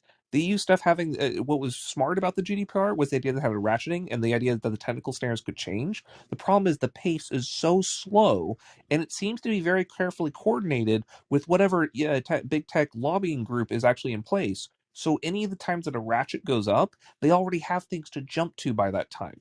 So de facto, it might not actually do a whole lot if they aren't willing to actually get really on the ball on this stuff. You know, criticize China all you want with things, but all the horrifying things they do for everything from human rights abuses to you know like to ecology to everything.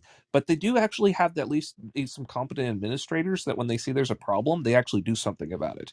It's horrifying what the consequences are, authoritarian everything, but it is something to be said when you do have competent government people. We are lacking that in the West, and it's starting to bite us. Okay, you're ready for more of the tweets. Here we go. Um, Evan found one that an iPhone was lost in a river for 10 months and reunited with its owner, and it still works after 10 months underwater. And Poppy found one from BBC about Instagram. It says video selfies trial to verify age of teens. Facebook app is trialing new verification methods to ensure teens meet platform age rules by And I'm making. sure they're not building deepfake avatars of all of them. And the next one is from Saudamini. Facebook's video app may no longer run on Apple TV. Some Apple TV users can no longer access the Facebook video app on their Apple TVs. Who the hell was doing that in the first place? That's exactly what I thought. Bloody hell! One quick comment on I the was like, parents. Facebook has a TV app? Wow. So experimental division. One quick comment on the last one. I think it was Twitter actually got into trouble with it. Might have been another one I'm misremembering. But using security things for two-factor authentication being used for marketing channels. That was a big no-no with things, but that's something that there Yeah, is they a got a trend big of doing fine. historically. Yeah, it was a Yeah, big they got fine a with things. And FTC so fine. That was What outrageous. I specifically mean, was that for? Sorry. well, they were using it for two-factor authentication, which is the same thing used for like banking and things like that. But what they did is that they recycled that same list that people provide for security authentication. They used it for marketing purposes and then sold that data or used it for one of their other marketing campaigns. And people went, for WTF? text marketing. Yeah, you get texts from God knows who. Right. Now, the reason why that's extra bad with things isn't just because of the financial or security implications of like that's a bad thing, but it also shows other parts. Now, here's the thing that why that's interesting is because it might that ruling, while they guaranteed have to run through the legal department for future things, it might have been very specific to that specific practice. So if you're using video like for your authentication, etc., that might be a gray space, more murky thing that might essentially, while it's in the spirit of saying, yeah, that's a no-no territory, watch very carefully how they handle it because it might be present a temptation for saying, oh man, but that's so much normalized AI training data. We could just, let's just put it into one of our training models and look, our avatars are photorealistic for the entire population. This is amazing. And then one day a researcher finds out 6 years later, hey, wait a second, I can dump out everyone's data sets and it's the same ones they submitted during the security review. And now we go through this whole hoopla again. But by the way, since it's all slap on the wrist fines, we don't actually get the practices change. It's just the way that it's presented and the technologies used that are changed, but the actual abuse happens regardless, and that's the real problem here. Okay. Next up is from Valerie. Several American senators are looking to the FTC to investigate Apple and Google over their personal data collection practices and whether they could be used to target women seeking abortions. Gee, these guys are late to the party. Britain's pensions agency will remove Chinese-made security cameras and ban further purchases of HIK Vision and the other cameras that we read about that were recently banned in the U.S. Okay, Department. really side note about this because we looked at specifically as doing a security company a while back ago. One little thing to know about: one of the largest purchasers of Hikvision cameras aren't actually private groups; they're actually state-based groups.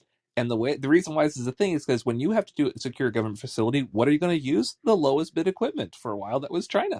And the thing is, when they installed these things, it was like zero configuration, which made them nice and shiny. The reason why it's zero configuration is because it literally is dial up a server in China and then use that essentially to do all the local management. So essentially, for a good decade or so, China has literally had watch every security camera for all these secure federal facilities and military bases, and they've had that for well over a decade. And no one raised anything about this, and the ones that did are like, it's not a problem. Outsourced security is not a good idea. That's just a side note, but it's fascinating to watch governments realize, oh frack, we should do something about this. And they did so originally not because of internal security. They're doing it because they're doing embargo things where they want to essentially say, oh wait, there's Uyghur genocide going on. Who's sponsoring that? That brand name looks familiar. Wait, their chips are in everything. Oh wait, there's some other issues going on here. So it's kind of crazy. Yeah, it Okay. feels like a follow up of this New York Times research on the Chinese surveillance systems. Maybe more These and more. people are Yeah. they're so slow. So Karam just found one from the Independent that Vladimir Putin's ally named Andrei Gurulyov warns that London will be the first Western city to be bombed if World War III breaks out. And he's quoted as saying that it's crystal clear that the threat to the world comes from the Anglo-Saxons, which I guess is code for Britain. I guess DC is safe. Wow, I thought essentially that they were the ones that pissed off. Okay, so the next is from BB from CNN that watchdog moms on TikTok are trying to keep minors safe. A mother of two young daughters from Atlanta revealed in a TikTok video last year that she was sexually abused by a family member as a child. That's a really interesting start to a story from CNN. Hmm. Okay. Next from Saudamini, using electric signals from human brains, new software can perform computerized tasks. Soon, computers could sense that users have a problem and come to the rescue. One of the possible Could it implications. be? Could it be the screaming? Could it be the people saying, "Darn, gosh darn computer system"? I mean, there's a lot of easier ways of doing this. Freaking things with people's brain. Just look at their face and look at essentially how angry they are at any particular moment, rather than just mild, essentially annoyance.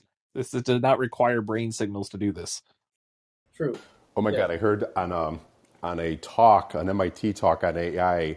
There's a researcher comment that he said that I'll never forget, and he said one of the problems we have right now in AI with facial expressions is we can't tell the difference between and a person's having an orgasm or eating chocolate. So okay. The Next, problems that we have. Evan found one from BBC that asks the question: could nuclear desalination plants beat water scarcity? Engineers are developing mobile, Yes, floating nuclear desalination plants to help solve water shortages. they're 70 years old. We should have been using them all along, but no, it's bad for the environment for people to have clean water. So that's yeah, this tech is Well, really old. It's one of the easiest things you can do with nuclear. The only thing new about it is that's now politically acceptable. And so now we have to basically retrain the engineers that we would have been doing 2 generations ago, and we have to relearn how to make very basic nuclear stuff. here's a funny realization that all of the anti-nuclear energy folks will likely have to make an existential decision between having water or banning nuclear, and that's going to be. I can imagine the meme generator. The two button conundrum: fresh water or no nuclear power. And One of the weird things about this historically is those old nuclear plants was things actually. So one of the things about energy, just in general, especially nuclear, especially anything involving oil, especially the amount of public deception around these things is astounding. It's absolutely astounding how much basic things just frankly aren't true, or they're articulated in a way that causes disinformation to occur. It's not that these things are actually technically all that complex. It's that they're very prone to manipulation. But the reason why that's a thing is that the old nuclear groups actually had lobbying budgets that they would use to essentially go for whether or not they should put reactors one way or another. Because the reactors became so unprofitable, many of the traditional nuclear supply chain groups just frankly either went bankrupt or they consolidated so much that they have very limited amount of lobbying power compared to their historical amounts. Well, the reason why this is intriguing is these new groups for these like small modular reactors, new groups essentially relearning old technologies, etc., the ones that are quietly being state backed because groups are going, holy frack, when you restart nuclear programs. These new groups actually have a different lobbying connections and relationships and political associations, and they've got new PR. So it's interesting because they're making very, very different alliances than the old nuclear. And I think that the delineation is clear enough that actually should be referenced whenever we talk about whether or not we're going to do a new nuclear versus an old nuclear. They are actually starting to become different political alliances. okay, Dr. Fran and Evan both shared one about the leading causes of death in men should be a wake-up call to everyone. Men in the U.S. live shorter lives than both American women and men in other wealthy nations. With 1 in 3 I know men. it's not a popular discussion topic, but young males, there's a crisis going on in the U.S. and it doesn't bode well in education and lifespan and almost every attribute. I mean, this is pretty bodes pretty Thus the poorly repeal for of the Roe v. society. Wade. Mhm. Okay, so I just shared that one a bit ago. The next is from Saudamini that the flu vaccine is now linked to a 40% reduced risk of Alzheimer's disease. People who received at least one influenza vaccine were 40% less likely than their non-vaccinated peers to develop Alzheimer's disease. There's an article in the medical journal recently talking about the was it Alvarius? I mean, I pronounce it correctly. I think so. Hypothesis that essentially that prions cause Alzheimer's, which is fine. Problem is that no other Alzheimer's research got funded whatsoever for a good 2 or 3 decades, and this is becoming a little bit of a scandal internally because they're finding out that there might be more of a viral vector and some other like inflammation type kind of aspects. Again, there's unknowns about this, but The reason why this is relevant is that how funding is allocated for medical research has vast implications about what actually gets developed versus not. There's some really good articles that have been published on that last 2 weeks. Essentially, just look up essentially like just type in Alzheimer's and such. There's actually some very public things on this with stuff, and it's been fascinating seeing how the funding on that's been allocated.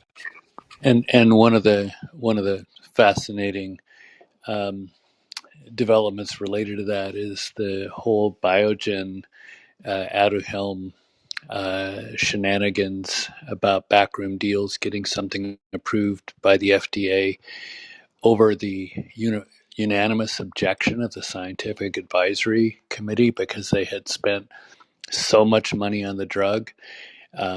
They pushed a drug that was going to cost $70,000 a year that was targeting all of the old school thinking of what the causes of Alzheimer's were, which has been pretty much abandoned by any avant garde neuroscientist for a long time. To Chris's point, there hasn't been a lot of funding going that way, but uh, really novel thinkers in the Alzheimer's space have abandoned that theory quite some time ago.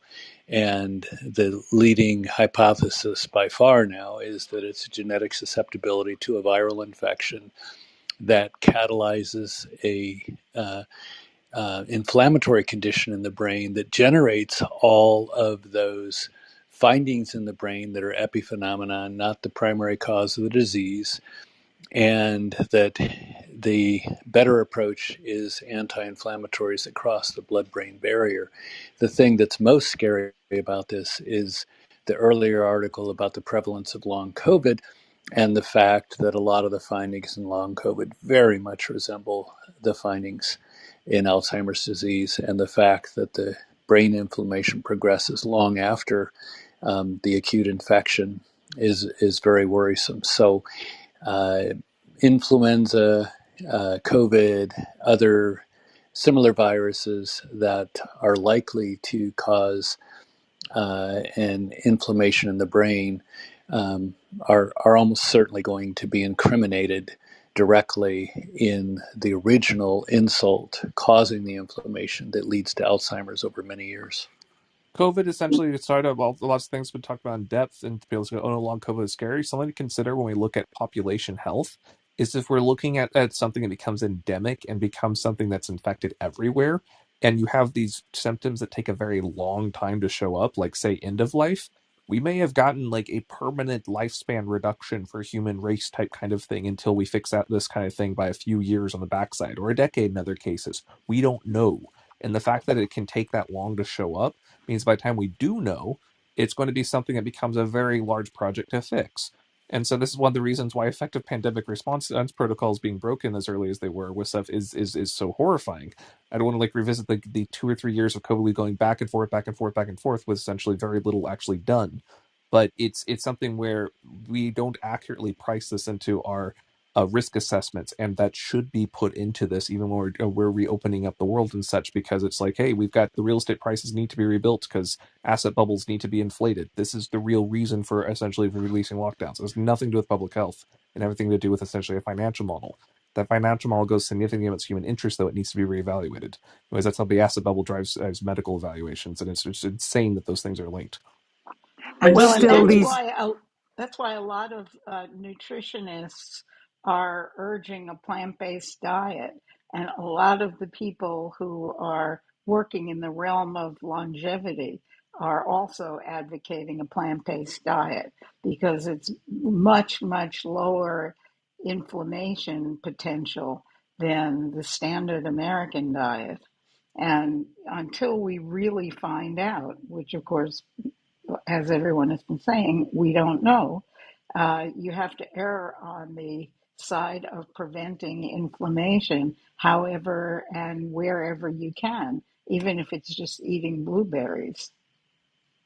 And still, And these that vested the interests. evidence supporting. Go ahead. Sorry, very quickly, and still these vested interests have so much power over all our lives. When are we ever going to wake up to this and keep that open mind to look at the opportunities that there are around, whether it's plant-based diets or whatever? Vested interests are ruining our lives, and they're just laying their pockets thick with, all of that. It's ridiculous. Yep. I think it's more like what happened in physics, where you had, hey, string theory is going to be super popular. Everyone should study string theory, string theory, string theory. And then it turns out that, oh, wait, by the way, that's not how we do science. Science is always cast 1,000 stones and do natural selection. So I think it's interesting to see that it's finally catching up, but it's unfortunate for those who did have issues that they suffered so long because of such political or greed related issues. Yeah, and a couple of quick factoids.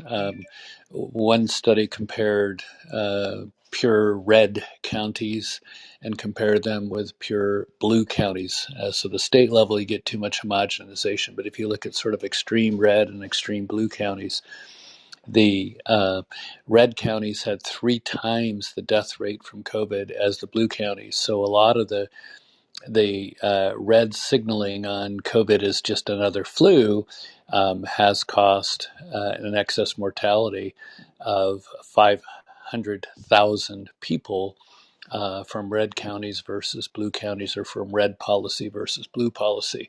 So the upshot of the Alzheimer's research and that factoid is that it's a really good idea to eat a plant based diet, and it's a really good idea to keep the mask and distancing going until we see these rates diminishing, because Omicron. The measure of contagion is called the R naught. And so if the R naught is 1, then one person typically infects 1 other people. Smallpox had an R naught of 3. So if you had smallpox, you likely infected 3 other people. Omicron is by far the most contagious virus we've ever known, and the R naught is 10. So it's out there, it's everywhere, it's spreading. You may have an asymptomatic case, but I personally am aware of quite a few people who have classic long COVID and have no history of a syndrome resembling COVID, just minor colds. So wear your mask, avoid people who are coughing or sneezing, keep your distance, eat a plant-based diet, and you may live without having as high a risk of Alzheimer's or other neurodegenerative diseases. And we're likely to see, and this is something that I projected back in April of 2020, that we're likely going to discover that these long COVID kind of symptoms also emerge from the 4 common cold coronaviruses, which cause 25% of the colds in the country. So the advisability of masking and distancing has been well known in Asian countries for many decades, and we're still fighting this political battle of the persistence of those behaviors in the US and other countries, but it's really advisable. Okay, next up, Jeff G found this one, that a Hyundai oil tanker just became the first boat to cross the Pacific Ocean autonomously for more than 12,000 miles from the Gulf of Mexico to South Korea. Go straight. Autonomous oil tankers. Watch out for that schooner. The Be real interesting. thing is the legal liability of, like, whoops, essentially something went wrong.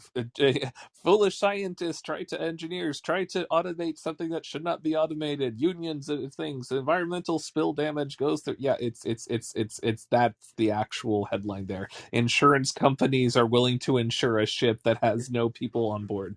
I think they actually do have people on board. They were just steering it essentially and saying, "I'm not touching the controls," which isn't that impressive because we already have autopilot.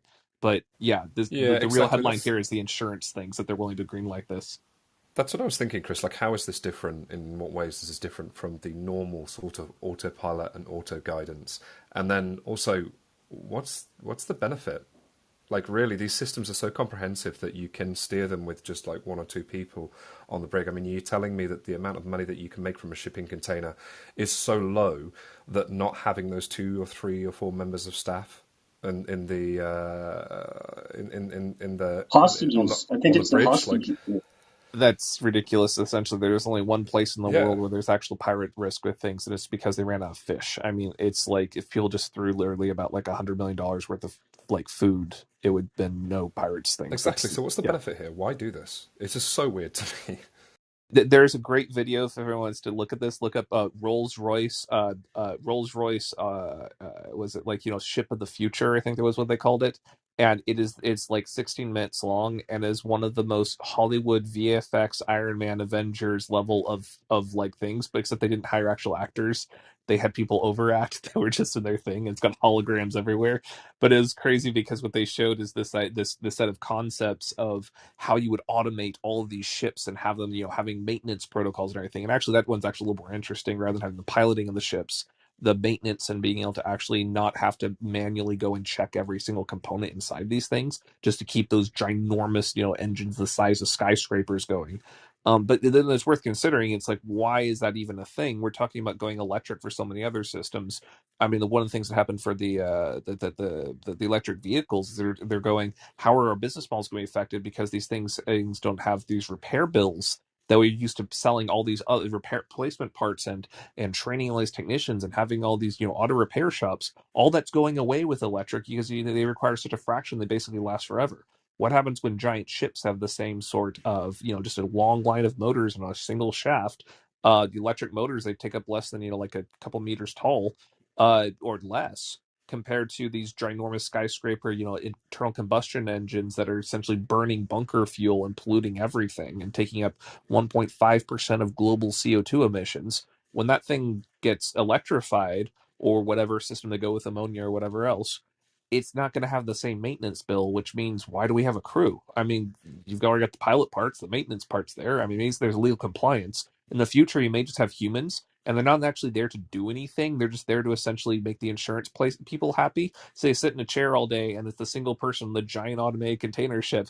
Just so if something goes wrong, they have a designated scapegoat, and they'll pay very, very well for this privilege. And all they have is a big red button that says, "Uh oh, something went wrong," and they can hit that button. That'll be their sole job, and they'll be paid six figures for it. And it's the future. That's the future we're getting right here. I wonder if it'll be Software is eating the if it, world. I wonder if it will facilitate smaller shipping containers as well, Chris. If maybe that's the answer, is you start talking about things like hydrogen fuel cells or electric, and you talk about the energy density and the difficulty with those, the diminishing returns as you scale it into a larger and larger vehicle. I wonder if it's actually easier if you scale the vehicles back a little bit more and do more of them, because then the cost of the crew does become prohibitive, because you need every role on that. Apart from the maintenance, you need every role on that ship, even if you scale it down by a third of the size. So I wonder if Well, I then think it's that like rockets, becomes though. interesting. I think it's So like again, rockets, though. The larger the scale, the larger the payload. So I think they usually just go for payload maximization. There is a yeah, lot but of that works if you're misinformation using. in this area. Just throwing this out there. Carl, message me essentially a channel. I spent like a year or two on that exact Yes, mate. concept. Yeah. It's some interesting stuff. I've worked on the insurance side of it for the shipping, but never actually Ooh, on the distribution side. So we should talk. So, which would be more dangerous, hackers or pirates for this kind of ship? hackers, I can absolutely, see a great definitely. Die Hard movie as they crash the oil tanker into the port of Los Angeles with all the people trying to run for cover. It's like, no, it's going to set to explode. Now he'd have to keep the ship going at a certain speed, otherwise it would self-destruct. Oh, by the way, just when we're talking about certain speeds, yes, exactly. The certain vessels, like it's one thing we've got an oil tanker, it's like, oh no, you've caused an environmental disaster when the thing leaks or has, some limpet mine or something go off. The thing that's a lot more exciting though from a cinematic perspective is the LNG vessels, those giant cryogenically frozen giant liquid natural gas vessels that are shaped like large explosive containers. The reason why they look explosive is because they are. They have to, when they do the fueling and the unloading for those things, and they put them way far away from the other infrastructure. I'm waiting for the day that we have something that happened like in Beirut, where it just like the giant, impressive looking, like a little small tactical charge goes off. Those will not be quite as many. They are not quite on kiloton scale, but they're close. It's going to be some very impressive YouTube footage when one of those things finally goes off. Those things are very scary when you realize how much energy can be concentrated in one spot, and if something goes wrong with the cooling systems, like what the people was saying with like, oh, a cyber hack, it's going to look very impressive. And there is a historical precedent for this of cyber attacks that cause pipelines to explode. Look up largest explosions in human history. See if you can find the CIA one that they did in Siberia. Really, really fun stuff. Anyways, it's fun stuff. The original Cyber Act was Stuxnet, and they sabotaged the centrifuges in Iran's nuclear concentration facility, and they were so clever that they made sure that the blowing up the machines appeared to be a random event rather than hitting them all at once, so that it took quite a while to figure out that it was indeed a hack. An even older one was when referring to the Siberian one, Russia essentially wanted to purchase pipeline control equipment because they didn't want to leave like some soldier or some dude just out in the middle of Siberia, just going, yes, the pump is working. So they wanted to have some pipeline automation controls. Problem was that they were under export bans, the Cold War, or towards the end of it, and America won't sell it to it. However, what they did find is that America would sell to Canada, and Canada would sell to Russia. So they're like, this is great. Let's go. Let's for a pipeline control software. What they didn't realize is America knew they were buying it, and then to put in some overnight team of technicians that they spent the weekend essentially putting in some firmware updates for that particular set of chips that went to Russia. And yeah, the rumor is that essentially how it worked out is the way that they found out from this from that something went wrong was the satellite team got to talk to the espionage team, and so they started seeing this giant explosion. Was wondering if Russia was testing some sort of weapon out in Russia. They're like, we didn't do that. Did Russia do that? Did they have something new? And then the espionage team went, oh yeah, that was us. We sabotaged their control equipment. Ha ha ha! Everyone has a laugh. And then when all of a sudden we have America have our pipelines under having an issue, it's like, no, there's this unprecedented. No one would ever cyber attack our pipelines. That's completely ridiculous. This stuff goes way back, and I think if you actually look at the history of this, you don't see it as a sudden emerge out of anywhere, of nowhere. It's something that is a gradual evolution. What is essentially sudden is the public awareness of it when something becomes very difficult to hide or becomes especially fun for propaganda purposes. So those are the ones we hear about, and China they're and very Russia are visible. doing that to us, so they've Yeah. learned our playbook. Colonial pipeline, I don't colonial think pipeline. Yep. China and Russia aren't just doing it from the US. China and Russia learned from the US. Right? They We learn taught almost them. all the tricks from the US. There's a reason why the US administration does fuck all when US companies are attacked. Look what happened to Sony, for instance, and all of the hacks and everything else and the phone hacking. They don't care. They were mum. They did nothing. Why did they do nothing? Why didn't they step in when it was like basically industrial espionage on sovereign companies? It's because to do so would be the height of hypocrisy, because they are so busy doing exactly the same to Russian companies and so busy doing exactly the same to Chinese companies. And it's this gentlemanly agreement that as long as not too many people get killed, everybody can hack everybody. Hey, just a real quick thing was saying that the ghost government did nothing with the Sony hacks. I will say Obama screened the Interview movie. I know it was a terrible movie. He screened it in the White House and gave it some press time and things. So I mean, it wasn't essentially they did nothing. They just would rather people sort it out on their own.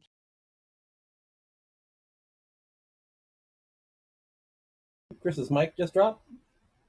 No, we're good. We're good. Okay, all right. The next article from Thomas Tong via The Verge. Google says attackers worked with internet service providers to deploy spyware on Android and iOS, and Google is now notifying affected users. Oh, they have malware installed at the telco factories. There's some I don't know if Jennifer's here with things. She's been in some of the rooms, and I've been in those rooms we have some hackers here in Clubhouse saying, "Yeah, we were hired to put this stuff on the malware at the factory when where they make the things." So it's great. The operating system is theoretically secure, and you can do all sorts of things once you get the device, but they ship compromised by default, and that's been the way for a long time. Uh, Heyman found one from Scientific American. The headline reads, "Climate change is turning more of Central Asia into desert." Over the past 35 years, temperatures have increased across Central Asia, including China, Uzbekistan, Kyrgyzstan. The rapid expansion will have significant impacts on ecosystems and the people and animals who rely on them. What's it doing to northern parts of Asia? Well, that's It's why opening new farmland. It's melting all A the lot of glaciers and revealing all those, lands that were covered under glaciers. Yes, farming lands. Next is from Ken from MSN. Ooh, that's our new meme right there. Ken from MSN. McDonald's latest drive-through innovation could soon be added to more locations. What do you imagine it is? Oh no. Automation. Well, I know because I sent you it, so Yeah, I'm probably an, not going to answer that, right? an Please be one of industry those Squid Game dolls. an industry expert says NFTs in the AI drive-through. AI solutions for the drive-through are becoming more accurate, which could merit wider rollout. So I assume it's AI bots for the drive-through to take your order. Last Well, year, they outsourced those a long time ago. yeah, they started doing remote ones as well. Last year, McDonald's started testing a voice recognition system at 24 drive-throughs in the Chicago area, but the advanced technology, which would enable a computer to take customers' orders, far from perfect. In order for the chain to make wider use of AI, the system needs to improve accuracy from the current low of 80% to the 95% range. How That means did they get an accuracy that low? But why Yeah, do that's they what's Which need a model new. how did robot much they I think license? the way what they're doing it in a lot of contact centers is, you know, it's 95% natural language recognition, and then 5% the human comes in and just like observes the AI and corrects it. So that's probably the the type? best they're going to get Who is do they have running that 95%. team? Are they taking a model off the shelf Mm. like Dragon Speak? They should be collecting their own training data and then using the training data to use for training their own model. Who's ever running AI stuff for McDonald's for their subcontractor in this does not know what they're doing. They're doing it the old school way. The new school way would be way better, but whatever. I think There's they a lot have of the variables. microphone from the customer. I live 3 blocks from the corporate McDonald's that does a lot of that testing, and it's strategically placed right by an L, and it gets it wrong. I mean, I'd say more more than 20% it gets it wrong. And the only clue you have is that, they show the screen that shows you what your order you're building. So, I get coffee and it puts on a Coke. And I'm like, no, no, no. Oh, okay, sorry about that. And it actually sounds like a person, but it sounds really good, but it's not very effective. Two other things But that need to be designed is you have to can have we the fix the hardware. ice cream makers? That's the Yeah, the main thing. ice cream makers. Yeah, so you can saw how they do subcontractors for there, where it's like, why would I want to subcontract with McDonald's? Maybe the AI people that could have done like amazing bang up jobs on this. They looked at what happened to the freaking the milkshake machine people and went, man, maybe these people aren't going to be good to work with. I know personally the kind of people they work with for the point of sale systems, and they treat those people terrible. So it's like they're probably just getting really, really bad models. But by the way, if you did want to do this with a You fast food guys thing, should you guys should not be eating at McDonald's anyway. oh There's sure, sure. far there's far too much information about what's going on at McDonald's being shared here. And that along with the article on what's killing men in America that was on earlier, Yeah, they it don't even doesn't serve salads anymore. They used to serve salads, Francine. Now they've dropped the veneer of health. Yeah. It's not the only about veneer. Dr. not Fran, serving I have to have healthy my coffee, food. and sometimes I run out. It's about serving pure poison, which is killing people. Look at the obesity level, look at the heart disease, and McDonald's Yeah, but food is there's just pure fries. Okay, poison. you know But Fries. in what? Nothing You else. know America, what? isn't that is kind of cheap food for Okay, there, people? there is Used to be. McDonald's in Japan too, and I think the Japanese love McDonald's too, but they are not obese, by the way.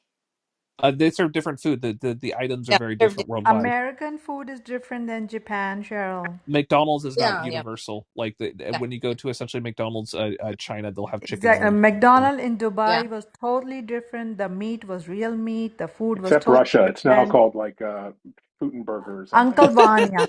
In Russia, it's called Uncle Vanya. They changed the name Putin and patties flipped has the to be M Putin around patties. and made it look like. Okay, what what I what mean, whatever you choose to eat, please eat moderately. Hey, by the way, I was just curious about this robotic order. I mean, taking orders for McDonald's. I mean, you can just use an app to order McDonald's, right? You I'll don't tell even you the need a robotic. difference. And you can download the Hold on, surveillance data for that I gotta jump malware in. app that does all this tracking for It depends everything You on on it. gotta They jump in. love your app. I Jump. gotta jump in because I lived in Tokyo. I've lived all over. I had McDonald's in Sweden last week. I had it in Tokyo many The times. fries are tasty. By the way, Tokyo was the first place to have the LCD screens for the menus, just for historical. Yes. No one wonders about the infection vectors of touching where and Tyler, thousands of Hold I on, would infections. hold on. say The point is, you can get. McDonald's should learn from Hold on, Tesla. Hold Aram. on, Aram. the French fries and the Coke, and generally the McDonald's hamburger, cheeseburger, like all of the classics are really nearly as identical as any company has ever been able to make identical products on a global scale. But the point is that the Japanese are not doing the crazy jumbo triple size, triple extra large, for an extra 10 cents or whatever. They're not doing that. Feed the Exactly. village. Yeah, with a and Diet Coke, by the way. If you go to you're Tokyo, gonna have like one they're gonna liter of Coke there. they're gonna have the black uh, pork sandwich, which is anyway. But generally they will order the McDonald's hamburger or cheeseburger, which now in the U.S. is considered the kids menu because the traditional McDonald's hamburger to an adult seems like a joke in terms of its small size, and you have to get the triple Angus, triple bacon, cheese, dipped in deep fried in hot sauce with a jumbo dessert and all that. The Japanese aren't doing that. They're going there and they're having the small fry and the small Coke and the regular hamburger, which again to an American seems like a kid's menu. That's fundamentally the difference. It's not that But can there's you get beer and wine like in Europe? That's what I don't. And the quality of oil. The oil they use is absolutely Yes. different. This is the worst quality of oil that we used over here, and the amount of sugar which is added in American food is nowhere else in any other nation. The preservative and the artificial coloring that are banned in And the Europe and salt. banned in other countries is still allowed in United States for I don't know whatever reason.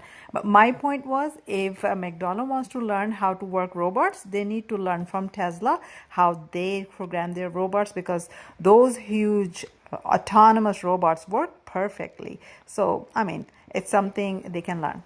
Okay, just a few quick points. Richard, to put a link in the chat, is one of those amazing articles on supply chain for McDonald's. The short version of the article is hilarious. It's amazing. It's eye-opening.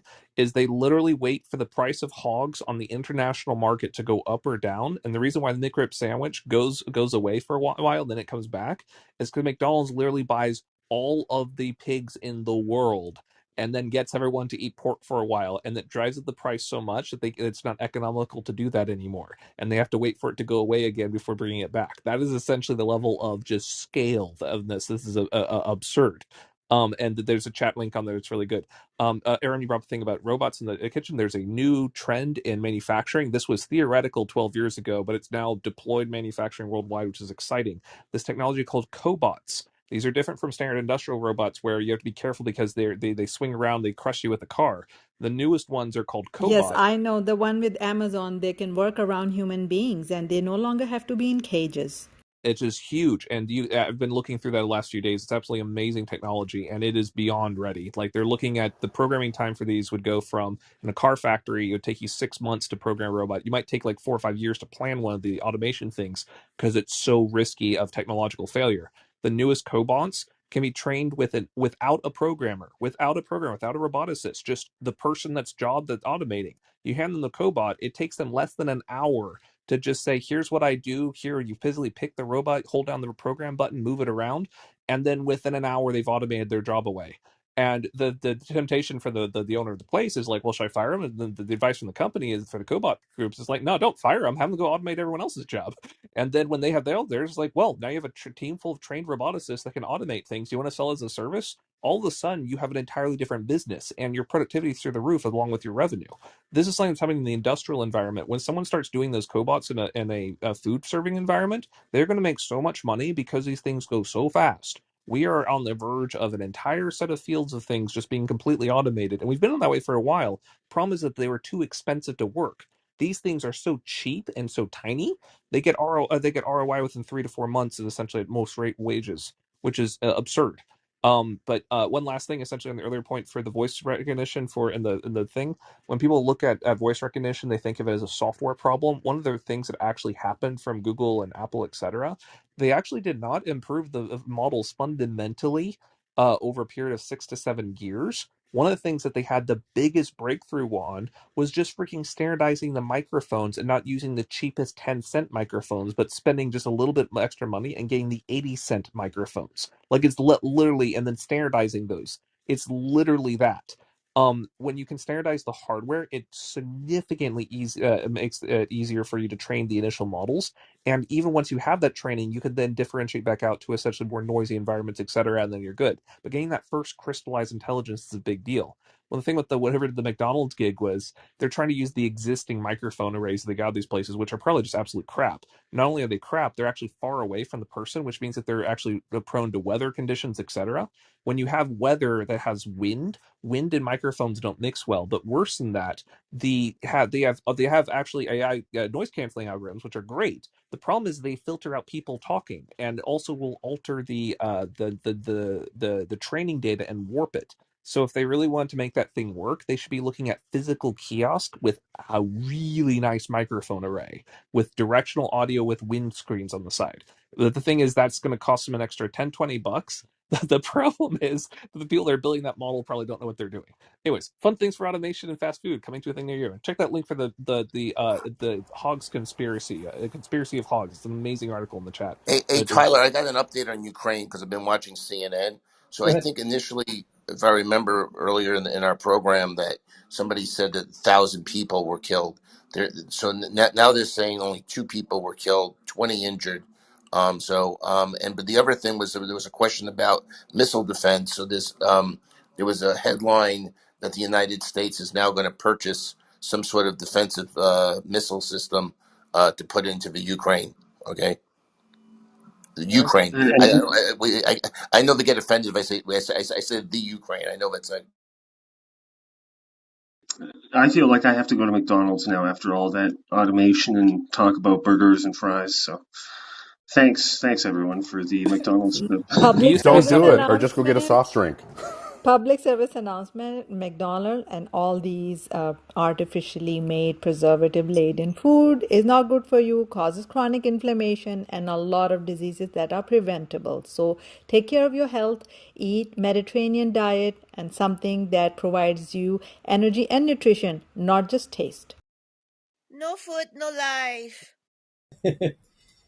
So And big. just so we're not picking only on McDonald's, this can be said about processed foods and all the fast food establishments because McDonald's is not alone here. Yes, all processed foods equally bad. I will say Yeah, something so to even the Chris's point vegetarians earlier select about foods. robotics. I mean, McDonald's has been way ahead on this technology, and goes back years ago. They've had robotics in the kitchen a long time ago, but people didn't want them there. So they had robotic arms flipping hamburgers or making them on a little conveyor. Like actually, Burger King has a similar thing with their frame broil thing. And they cost like 400 grand. But it's a one time deal, and it addresses your labor shortage, and and they just couldn't get it. People didn't want it. People had a bad reaction towards it. So I think So just a very important point on this, especially when you're talking minimum wage jobs that you're automating. It's one thing when you're automating someone that's like a skilled machinist or something. With minimum wage jobs, the ROI factor is a big deal. One of the things for behind minimum wage being raised or lowered is actually it affects automation components for essentially when it crosses the threshold of when you should just automate the thing with the robot rather than essentially making it a job that's permanent. For the older robots, this would easily be 400 grand, and you need to have a small army of programmers to carefully program out the task, which often mean reworking all of the components around you. So not so essentially the things that so the robot gets better at the task, but so the task gets better for the robot, which incidentally makes it essentially difficult for humans to use. So this represents an enormous capital expenditure investment, change in operational patterns, requires technical teams, etc. The reason why these new things are such a big deal is they cost a fraction of what the old ones did. You do not need to retool your factory line for it or your back end process for essentially for food serving, etc. And the best part is essentially it only takes an hour to do without trained people. That's actually though when you start crossing those sorts of thresholds, many of the traditional things that saying ROI on this is going to take 8-10 years and require enormous upfront investment and have capital risk while you're doing it, and technical risk as well. You're looking at that being we get ROI in 4 months. Oh, and essentially, if it doesn't work well, we just take them back out. And oh, by the way, it's something the people can actually automate their own jobs. That is a very different value proposition. So I think you're going to see another wave of that stuff happen in the very near future. Okay, next. And Aram, you did convince me. I will probably go get something healthier now. So thank you for that opposition. That's what Wendy's is for. So the next is Saudomini from BBC News. Holographic patients train doctors in the world's first. Trainees are able to interact and treat virtual cases using augmented reality headsets. It's pretty good. It's more a tech demo than an actual platform, but it's pretty good concept. By the way, look at essentially for telemedicine. This is actually very interesting because they're using for training in this context. So they're saying, hey, you can train the doctor. Where it gets a lot more interesting is, and this is be very much against what AMA and other groups would actually raise as a point here. The ability to zero shot train someone that does not have medical training on this is actually a much more intriguing application because you're looking at $3,000 headset now, but now you've got the meta style stuff that's coming out for about $300. The ability for essentially untrained people to receive medical training cheaply at scale would be a game changer. That's not something the medical doctors are going to want to emphasize, and in fact, they'll probably suppress those technologies. But those will become technological capabilities in the near future, just not political ones. So pay very close attention to the space because it's going to be shaped in a very interesting way. Hey, Tyler, I don't know if everyone heard me just before because I think my connection went bad, but I have an update on the Ukraine missile thing. Okay. So I've been watching CNN. So if I'm correct, I think earlier in the program here, somebody said that 1,000 people were killed. The reports I'm seeing are 2 people were killed, 20 were injured. But then there was a question about these missile systems, but about having a defensive missile system. So the headline now is U.S. likely to announce this week purchase of a missile defense system for Ukraine. So that's on Yahoo News, it's on CNN, it's on Reuters. So I just want to give you the update. 50 billion, 80 billion. I'm sure they can pay us back someday. Oh, yeah. Thank you, Kim. And I just wonder because They're Ukraine saying it's always only been given. 700. I think. Well, no, you're right. No, I'm looking at a different number. There's a $700 million number in the article, but that's for other military aid. Okay. If we didn't have military weapon systems to sell to Ukraine that was literally tens or hundreds of billions of dollars on the line, would we be hearing about this? You don't hear anything about Yemen. You don't hear anything about some of these other areas in the world. I'm starting to wonder if it has to do with whether or not the group that has financial purchasing power for weapon systems for domestic manufacturers. I'm really starting to wonder because the emphasis seems to be directly tied to our ability to sell things. Okay. Next, Saudomini article says Apple AirPods Pro 2 are coming, and they will come with a hearing aid and a heart rate tracking. Uh, Take my money. Take my money now. From the ear? yeah, Cupertino-based tech giant Apple is going to include a bunch of new features in the next generation Apple AirPod Pro 2.